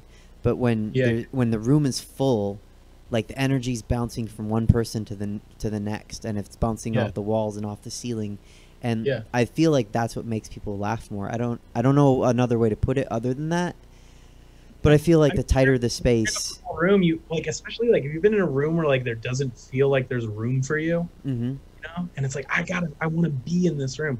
Whereas when you're in a room with a bunch of empty seats, you're kind of like looking like I can't wait till I'm out of here. You know, I want to go see where's everyone else. I want to be where they are. Yeah. So, I mean, there is a weird, unseeable energy at a comedy show, no doubt. I don't think Sacramento has a lot of basements. I think it's like a basement. I don't think there's much. I haven't seen any basements in LA either. I think it's San Francisco, New York thing. Probably a lot in the Midwest. Yeah, well, because I'm from the Midwest, and so there's basement. Like I just don't think basements exist here in Sacramento or LA, and I think that has to do with like when they were built and totally spaciousness. Yeah, like there's not a lot of space in San Francisco, so basements are a necessity. But in New York too, of course. Is there anything that I'm not smart enough to ask you that you wanted to talk about? No, I think you covered it all. Okay. Yeah, we have a podcast, me and the roommates, Hesby Street. Check it out. What is it about? What's it about? You know, I wish we had a cool angle. It's just we started doing it again when COVID happened. You needed to have that outlet, so we started the podcast. It's mostly just Zach Chapeloni doing accents, and it makes us laugh. And we record it for our like 30 fans that come to our Zoom shows. And it's not going to blow up. It's not going to be the next Joe Rogan experience, but we have a lot of fun doing it. And some people have really liked it. And if you don't like a podcast person, just like we take the best clip of each week and put it on our Instagram. And those still make me laugh.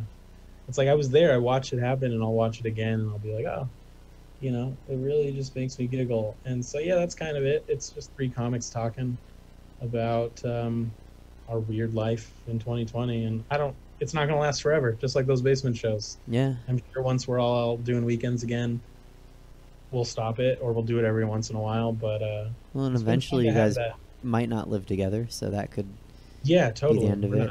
So who's on that show with you? Zach Chapeloni and Emily Catalano. Oh, okay. Yeah, there's my roommates, and they're very fun. They're funnier than me, so it's nice to be with comics that are funnier than you because you can ride their coattails. That's my thing. Yeah. I love watching Emily when I can catch her live. So yeah, she's so funny. Definitely, people should check that out. Torio, that's the end of my proper interview. Are you ready for rapid fire questions? Yes. Okay. If you were performing tonight, what would your walk-up song be? Katy Perry, Firework. I don't know why. It just felt right in the moment. Baby, you're a fire. You know, honestly, if you want an honest answer, when I get asked that question, I never ask. I'm like, whatever you want. I don't have a song that I'm like, I love this song. I want to come up to it. Also, my favorite band's Dave Matthews Band. Am I supposed to not give such a long answer? Is this rapid fire? So if I were to actually say my favorite song, I think I'd lose the crowd right away. And I don't want to do that, but I do love Dave. And I go every year. But do you think maybe, like, if you came up to a Dave, like, which Dave Matthews song would you come up to? Ooh, it's a good question, because you want high energy. You know what? I might as well just go deep cut and just do, like, Shake Me Like a Monkey. Something people don't really even recognize. You know, something loud. Because I feel like maybe... I'm not going to come up and crash into me. You know what I mean? That's not me. Oh, that's way too, like, expected. Yeah. Cliche even. But like I feel if you came on to a Dave song, like it would inform the crowd of who you were, you know? But that's not what I want. Okay. I don't want them to know. No, Okay. no. Fair enough. Then good Yeah. choice not doing I want that. them, I want to trick them into thinking I'm a cool, likable person. That's always my goal with stand up. Okay. And then if they meet me after the show, they're like, "Oh, it was all an act," and I'm like, "That's right." Fair enough. What is your favorite recurring show? You kind of covered this, but it was written in here, so I'm going to ask it. What's your favorite recurring show to do? Ooh, so like, I mean, the Punchline Showcase on Sunday. I mean that there's like a certain kind of trauma you have going to Punchline every Sunday as a starting comic, and so when you kind of climb that mountain and then get to go up, fairly regularly, once a month, once every 6 weeks. That's a fun show. Last Week in Video, like we talked about, was so fun. The Mission Position every Thursday we did. But I mean anything Punchline. I know it's like cliche as an SF comic, and I feel like SF comics that like aren't past there yet are like, ugh, like. But yeah, so it's that goal we're all striving towards, and I just love that space, and I hope to God it reopens. I don't know what. Not that I've heard anything that it's not going to or anything, but COVID's just has me terrified. I love this space. I'm not positive of this. I should ask, but I think I might have done the last show before they shut down. Oh, hell yeah. So hopefully, I mean, that'd be a cool thing to say. You did the last show there, but hopefully you didn't. No, I mean, I don't mean shut down forever. I mean just for COVID. No, I know. Yeah. Because we were there. I did my show there on March 10th. And then I was supposed to have a show here on the 15th at our Punchline, but everything closed on the 13th, 14th. So God, I remember that week I was supposed to go to Naples, Florida, and they wouldn't cancel. And me and the headliner were just like, we're not doing this, are we? And on Tuesday, so everything here had closed that weekend. And they were like, no, we're still going to do it. And we were like, I mean, we didn't know what to do. Because, like, again, like you have that comic mentality where it's like, I don't not do a gig. And then finally, like, I think we were flying out Wednesday or Thursday. And on Tuesday, it was like official. Like the whole country was like shut down. That was, that was the day that I did the show, was Tuesday the 10th. And yeah, so like what a day. I mean, what a place to get stuck in Naples, Florida. That was why we didn't want to do it. We were like, oh, if we were going to like New York City. Oh, for sure. Then go. Yeah. Or whatever happens. Ground Zero at the time. But I was like, we're not going to get stuck in Florida. For what? For $500 for a weekend? No, thanks. And now you look back and you're like, man, if I could have just done one more weekend in Naples, Florida, what I wouldn't kill due to. Oh, yeah. I was bummed because we had such a good turnout. And I get Tuesdays when I do my shows in SF. Right. And we had, I want to say, like 60, 65 people. And I was pretty proud of that. And I had another show that was supposed to be in July. But obviously it didn't happen, so. Yeah, well, just give it 3 more years and we'll finally be open. Something like that. 3 years, and then I'll try again on another 2. Well, maybe I'll get 70 people on a Tuesday. Yeah. I think you might have just answered this one, but what's your favorite venue to perform in? Yeah, it's got to be Punchline. I mean, kind of like what we said, it's got those low ceilings, man. It's just got those that grindiness to it. That's why when Punchline was going to close pre-COVID and they're like, well, it's okay, we'll get a new venue. And it's like, no, but it will be clean. I need you. There's a magic in this grimy, dirty, gross, broken down, Well, and it feels very, like I was saying, it feels, I mean, it is extremely full of people when they have the showcase. But it's just so full when the showcase is happening. And there's the history of it. And people in the crowd know. It's not just comics being like, oh, there's, people in the crowd. There's like a legit crowd. Yeah, but it's also, but like they know that like this is where Dave Chappelle performs for 150 people. This is where Robin Williams, whatever. And it's like, yeah, there's a nostalgia I think the comics have, but also the crowd, and it's just a cool space, and I miss it. And the staff, you get to know the staff. Oh, I know, I do miss the staff. But give it, like you said, 3 years, and 3 more years, and we'll be back, and we could do a show together. Right. What's the funniest thing an audience member ever said to you after a show?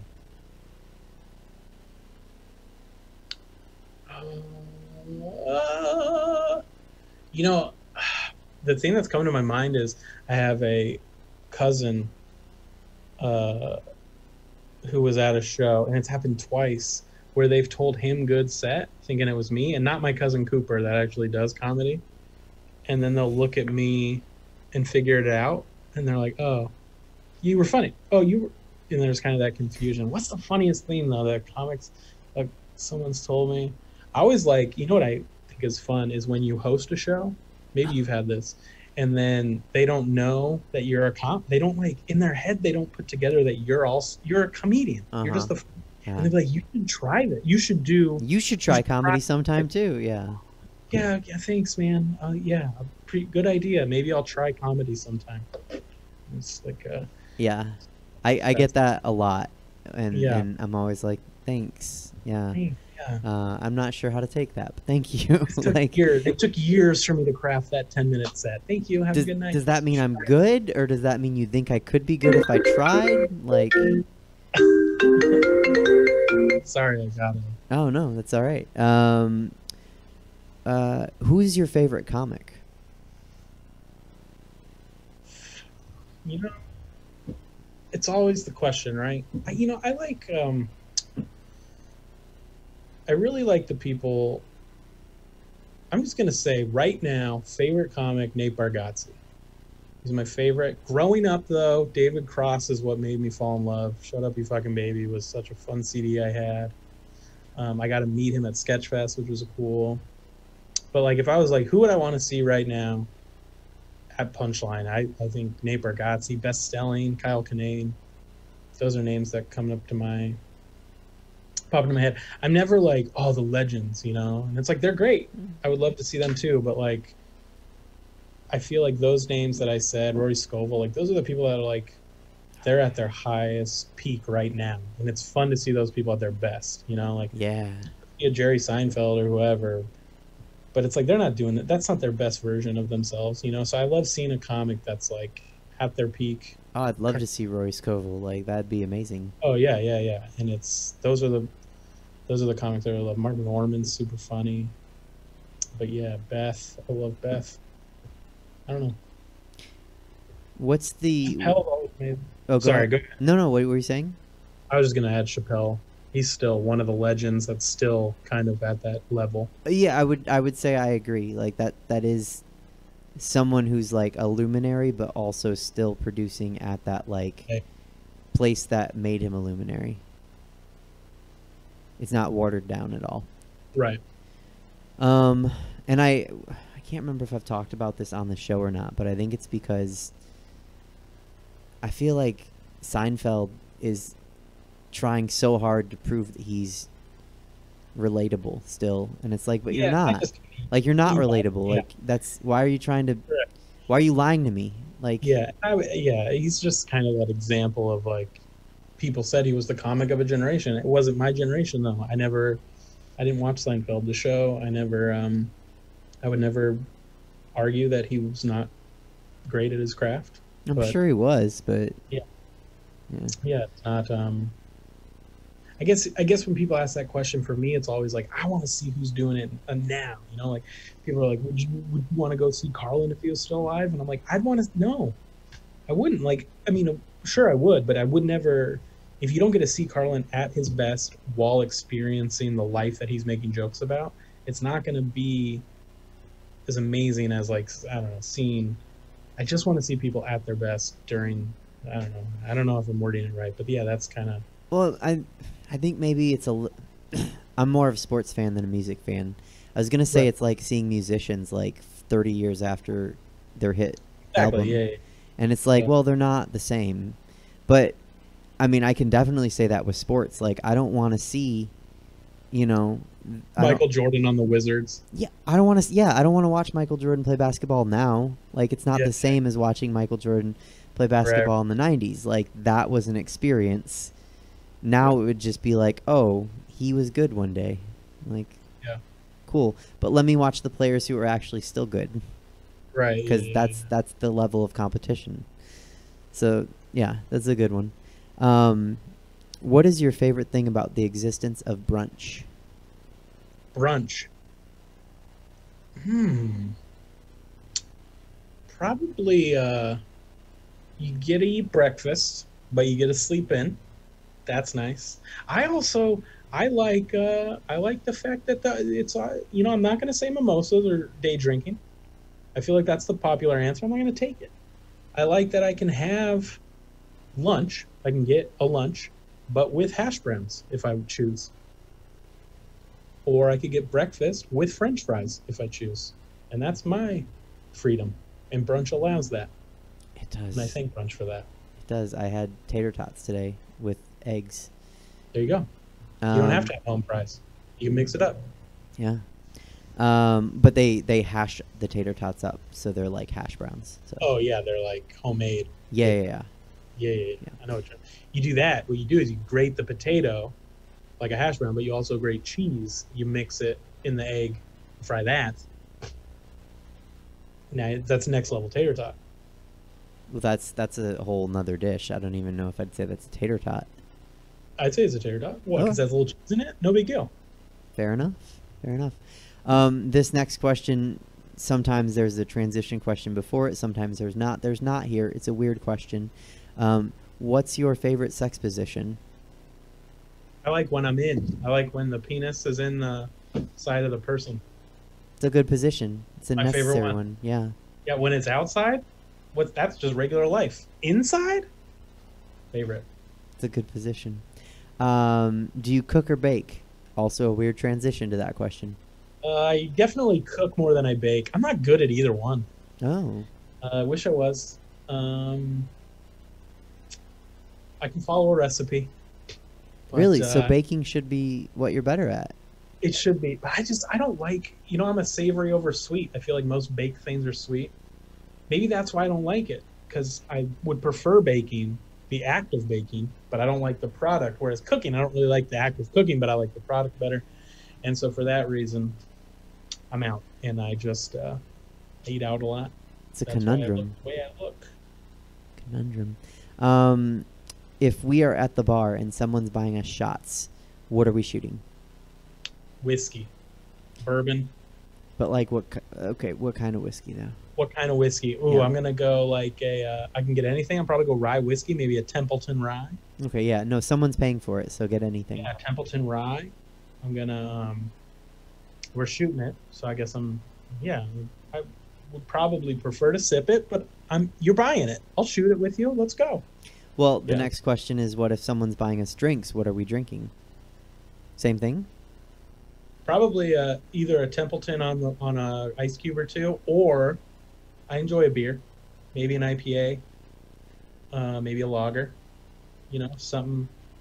If I'm on the road, I always like to get, the local brewery, which is so cool that I know we have way too many microbreweries, but I'm like, let me get the local beer here. Makes me feel like I'm a tourist. I would join you on the whiskeys, but beer, yeah. I If get someone that. buys me a beer after a show, you can have mine. Oh, thank you. Yeah. Okay. Important question. Toilet paper, over or under? Over.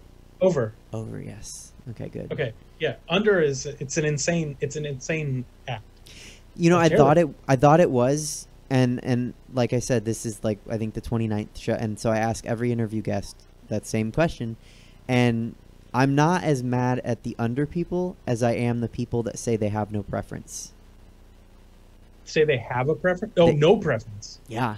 Oh yeah, you're right. I've never even met someone that insane. I've gotten incensed with people, and I'm like, what do you mean you don't have a preference? Like, you're just Like you put it on and whatever it is. yeah, or like you're just a chaos toilet paper user. Like you don't That's have. a person that doesn't deserve love. Is what that is. I don't know what to do with that. I'm like, what do you, so you just put it, surely when you put it on, when like, you, on the Zoom, you click leave meeting and you just say, we're done. yeah, I should let Jesse know that. You are no longer, you are cut. We cut can't their be mic. friends. You're a toilet. You have no care. Canceled. You're canceled. That's Yeah. that's who we should be canceling. Yes. Cancel culture sucks, except for people that don't care Sometimes about it's the toilet gotta paper. happen. See, and you see what I mean? Like the under, I don't like the people that are under, but like I can't handle the people that don't have preference. You're right. Buddy, I hated the under people, but now that I know a different people exist, I'm like, I guess the under people are, at least they stand for something, you know? Yes. Yes, it's like Hamilton all over again. Yeah. Like Jefferson stood for something, but Burr, what is he? He doesn't care about his toilet paper. No, I mean, this has got, yeah. Yeah. Okay, good. I'm glad I'm not the only one. Do you have a favorite drag queen? You. Oh, thank you. Yeah. You should see other queens perform though, so you can have a more. I've seen them all. You're my Oh. favorite. Well, thank you. Thank you. Yeah. I will take that then. Do you have a favorite drag king? A drag king. Yes. Have you ever seen a drag king? I don't know.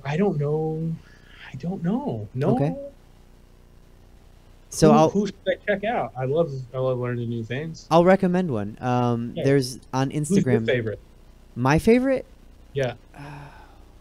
My favorite is probably actually a San Francisco king, Buster Right Open. Buster Right Open. Okay. Mhm. But I was gonna suggest I think you should check out Buster, but on Instagram, Tenderoni.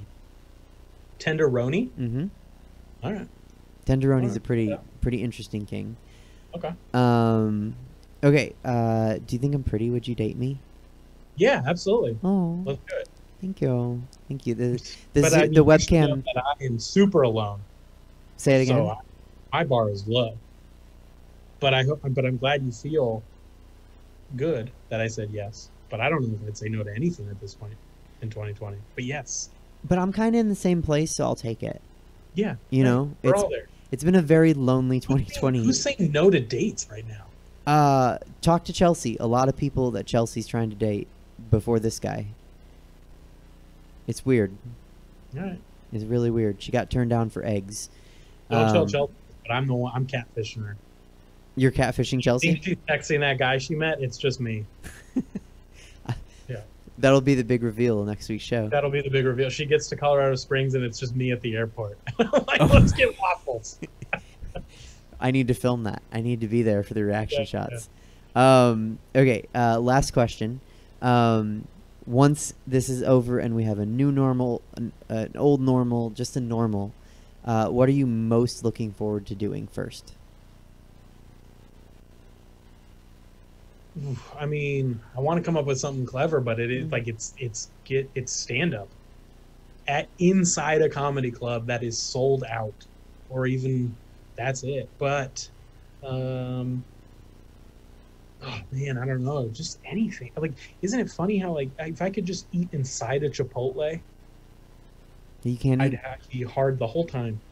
Oh yeah, I guess I haven't eaten Comedy, inside one. comedy on the road, man. Just like me and a friend driving to like Humboldt to do a show we're gonna make $100 at. Oh, sounds divine. Doesn't have to be a better answer than that. I think that's a great Yeah. answer. I would love to go see a live sporting or a concert. Oh, I'm with you Yeah. on a sporting event. yeah. That'd be great. So one of those. It'd Not- also be cool just to see. I mean, like, not to be too wholesome, but like just the all the fam. You know, we're talking about Thanksgiving, doing it like outside, and because some people work on the front lines and some people don't. And it just sucks. Yeah. No, I know. I had to figure out how I could. I haven't seen my parents in a long time, and Yeah. there's rapid testing, like next day results. And I Yeah. was like, well, if I do that and then I drive to see them and get my results on the way, then I feel safe seeing, like I'm not going to kill them. Yeah. I mean, I think I was talking today too, where we're looking into that for Thanksgiving weekend. It's coming up. It's coming up. 3 weeks away. Torio, that's all my questions. Thank you so much for joining us. Hey, thanks for having me. Absolutely. And thank you for catfishing Chelsea. Someone had to do it. Yeah, Someone had to. absolutely. Actually, nobody had to, but I'm a monster, so I did it. Can't wait to see her this weekend. Right on. Once again, before you go, I'll just remind everyone watching that you're going to be in Sonoma on November 28th with Lori Kilmartin and Ryan Goodcase and Irene too. And people should check that out if they're around or if they aren't around and want to travel and see a live comedy show. So come on out. It's super safe. It is. It is safe as long as everyone's being respectful and safe. I think it's safe. So thank you. This was fun, and I can't wait to actually get to be in a show with you one day in person. So can't wait. Yeah, can't wait to get back to SAC. Love it there. Right on. Well, take care. All right. All right. You too. Bye. I'll see you on our date. Yeah. Okay, peers and queers, that was Torio Van Grol, and we're going to have a date because he said yes, and no one else has asked me out in 2020. So send him some coin so it can be a good date. Also, as always, above me, Stab Comedy Theater's Venmo information. And with that, we're going to go with the last person, David Shapiro, actor, comic, producer. David Shapiro. Hey, David, how are you? David? How are you? I do, but not today. Oh, yeah, Tony, what? Yeah, I know. And I fear he's not going to be fired or retire voluntarily until he dies. So we probably have a while that we can talk about this. There's no rush because he's only 79, so he probably is going to be the manager in Chicago for another 14 years. Oh, you're talking about Tony La Russa. Yeah, sorry. We messaged, but I didn't say that part yet. No, I'm not happy. It's a bad hire, in my opinion. Even if they win a World Series with him as the manager, it will be because of the players, not because of La Russa.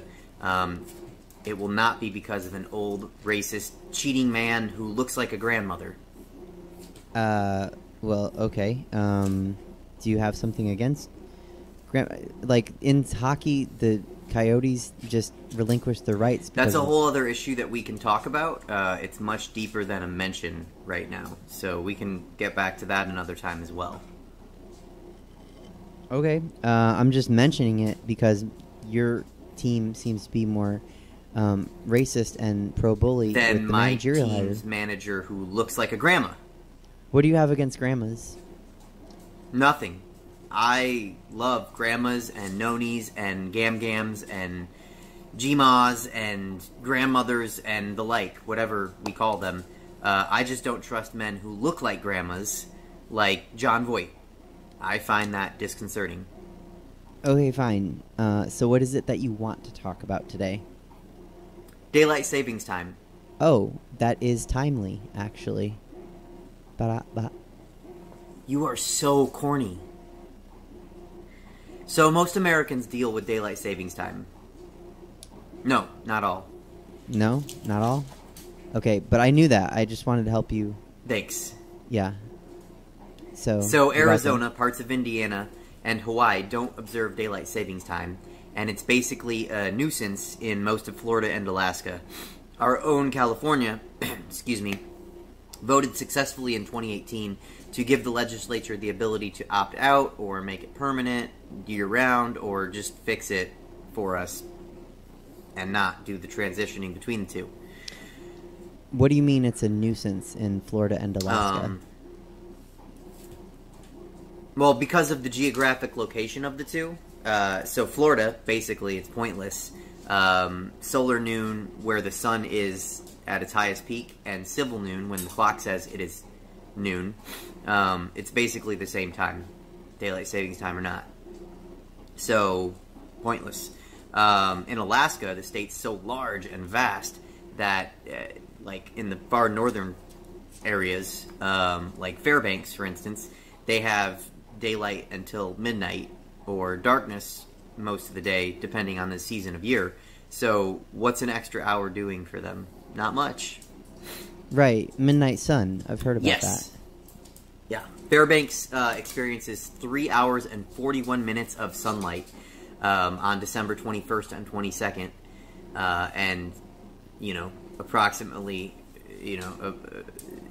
more given the time near that, and then it grows and waxes and wanes. Oh, like you know what I'm relative. saying? Like there's Yeah, more relatively. daylight in the summer and less, like as it gets to that December 21st and 22nd range, it gets closer to that 3 hour and 41 minutes of sunlight. And then at the summer solstice, which is 182 days later after that December 21st, 22nd, so June 20th, June 21st, Fairbanks receives 21 hours and 41 minutes of sunlight, so almost 22 hours of sunlight. After sunset, twilight is bright enough to allow daytime activities without any electric lights. So basically, the sun doesn't set during the summer. So what's an extra hour? Someone has been reading Wikipedia. Yeah. Someone should spend 3 hours and 41 minutes learning how to brush and style her hair. So, Oh, rude. Moving on.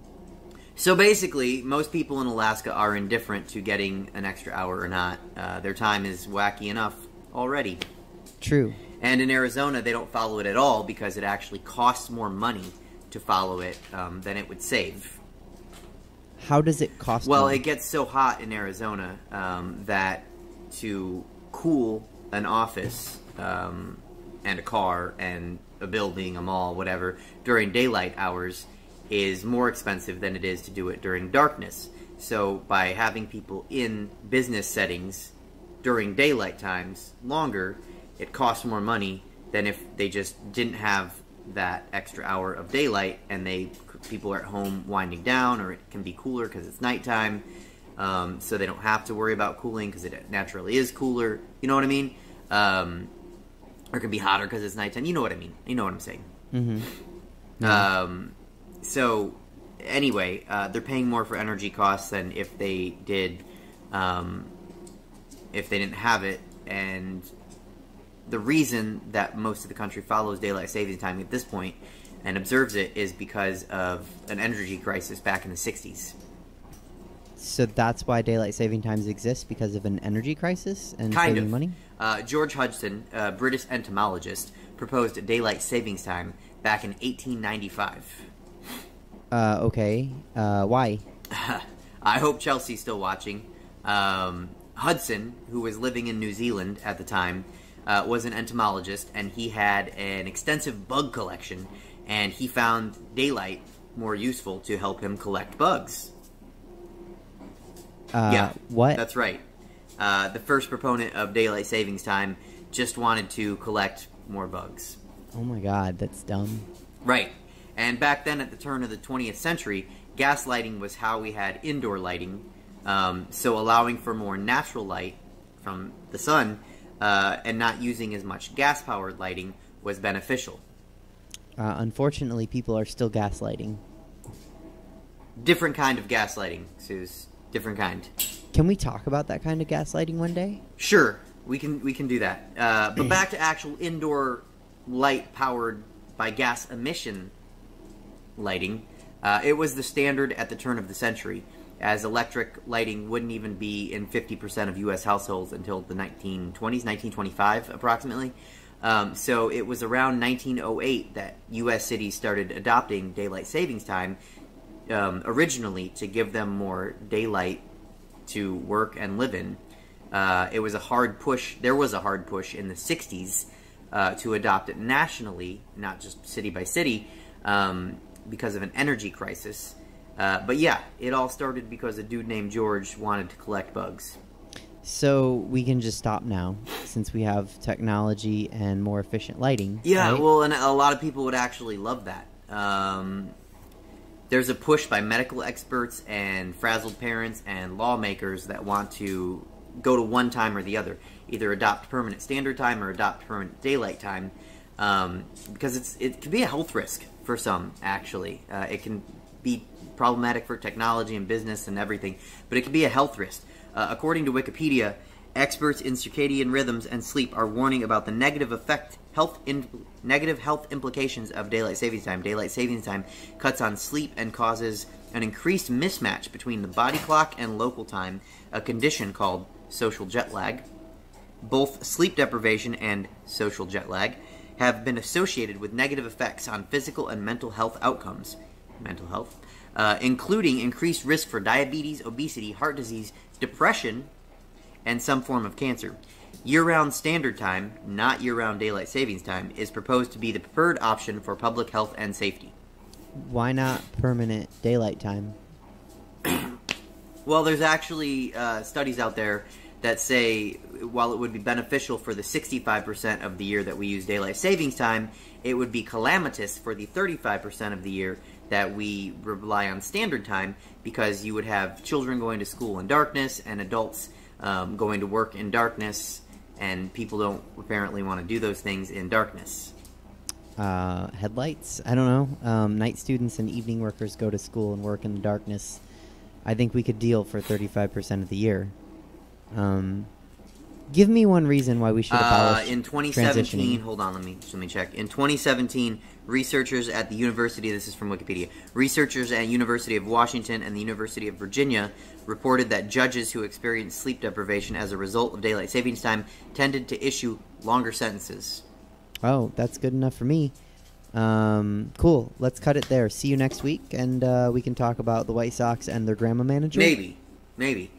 This is a big week. In 48 hours, the country votes, finally. So we might have more important stuff to talk about in 48 hours. All right. Well, don't forget to vote on Tuesday. I won't. Yeah. Okay.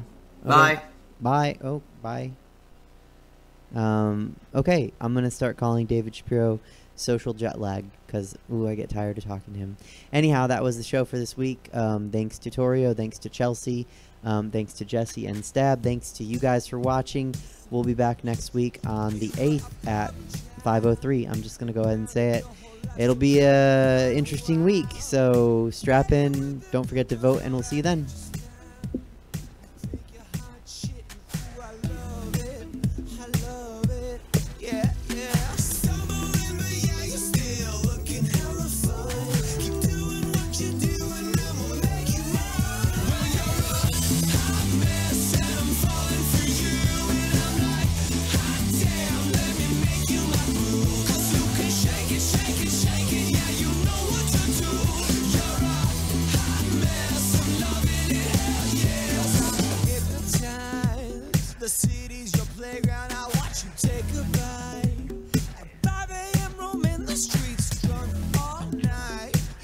Hot shit and ooh I love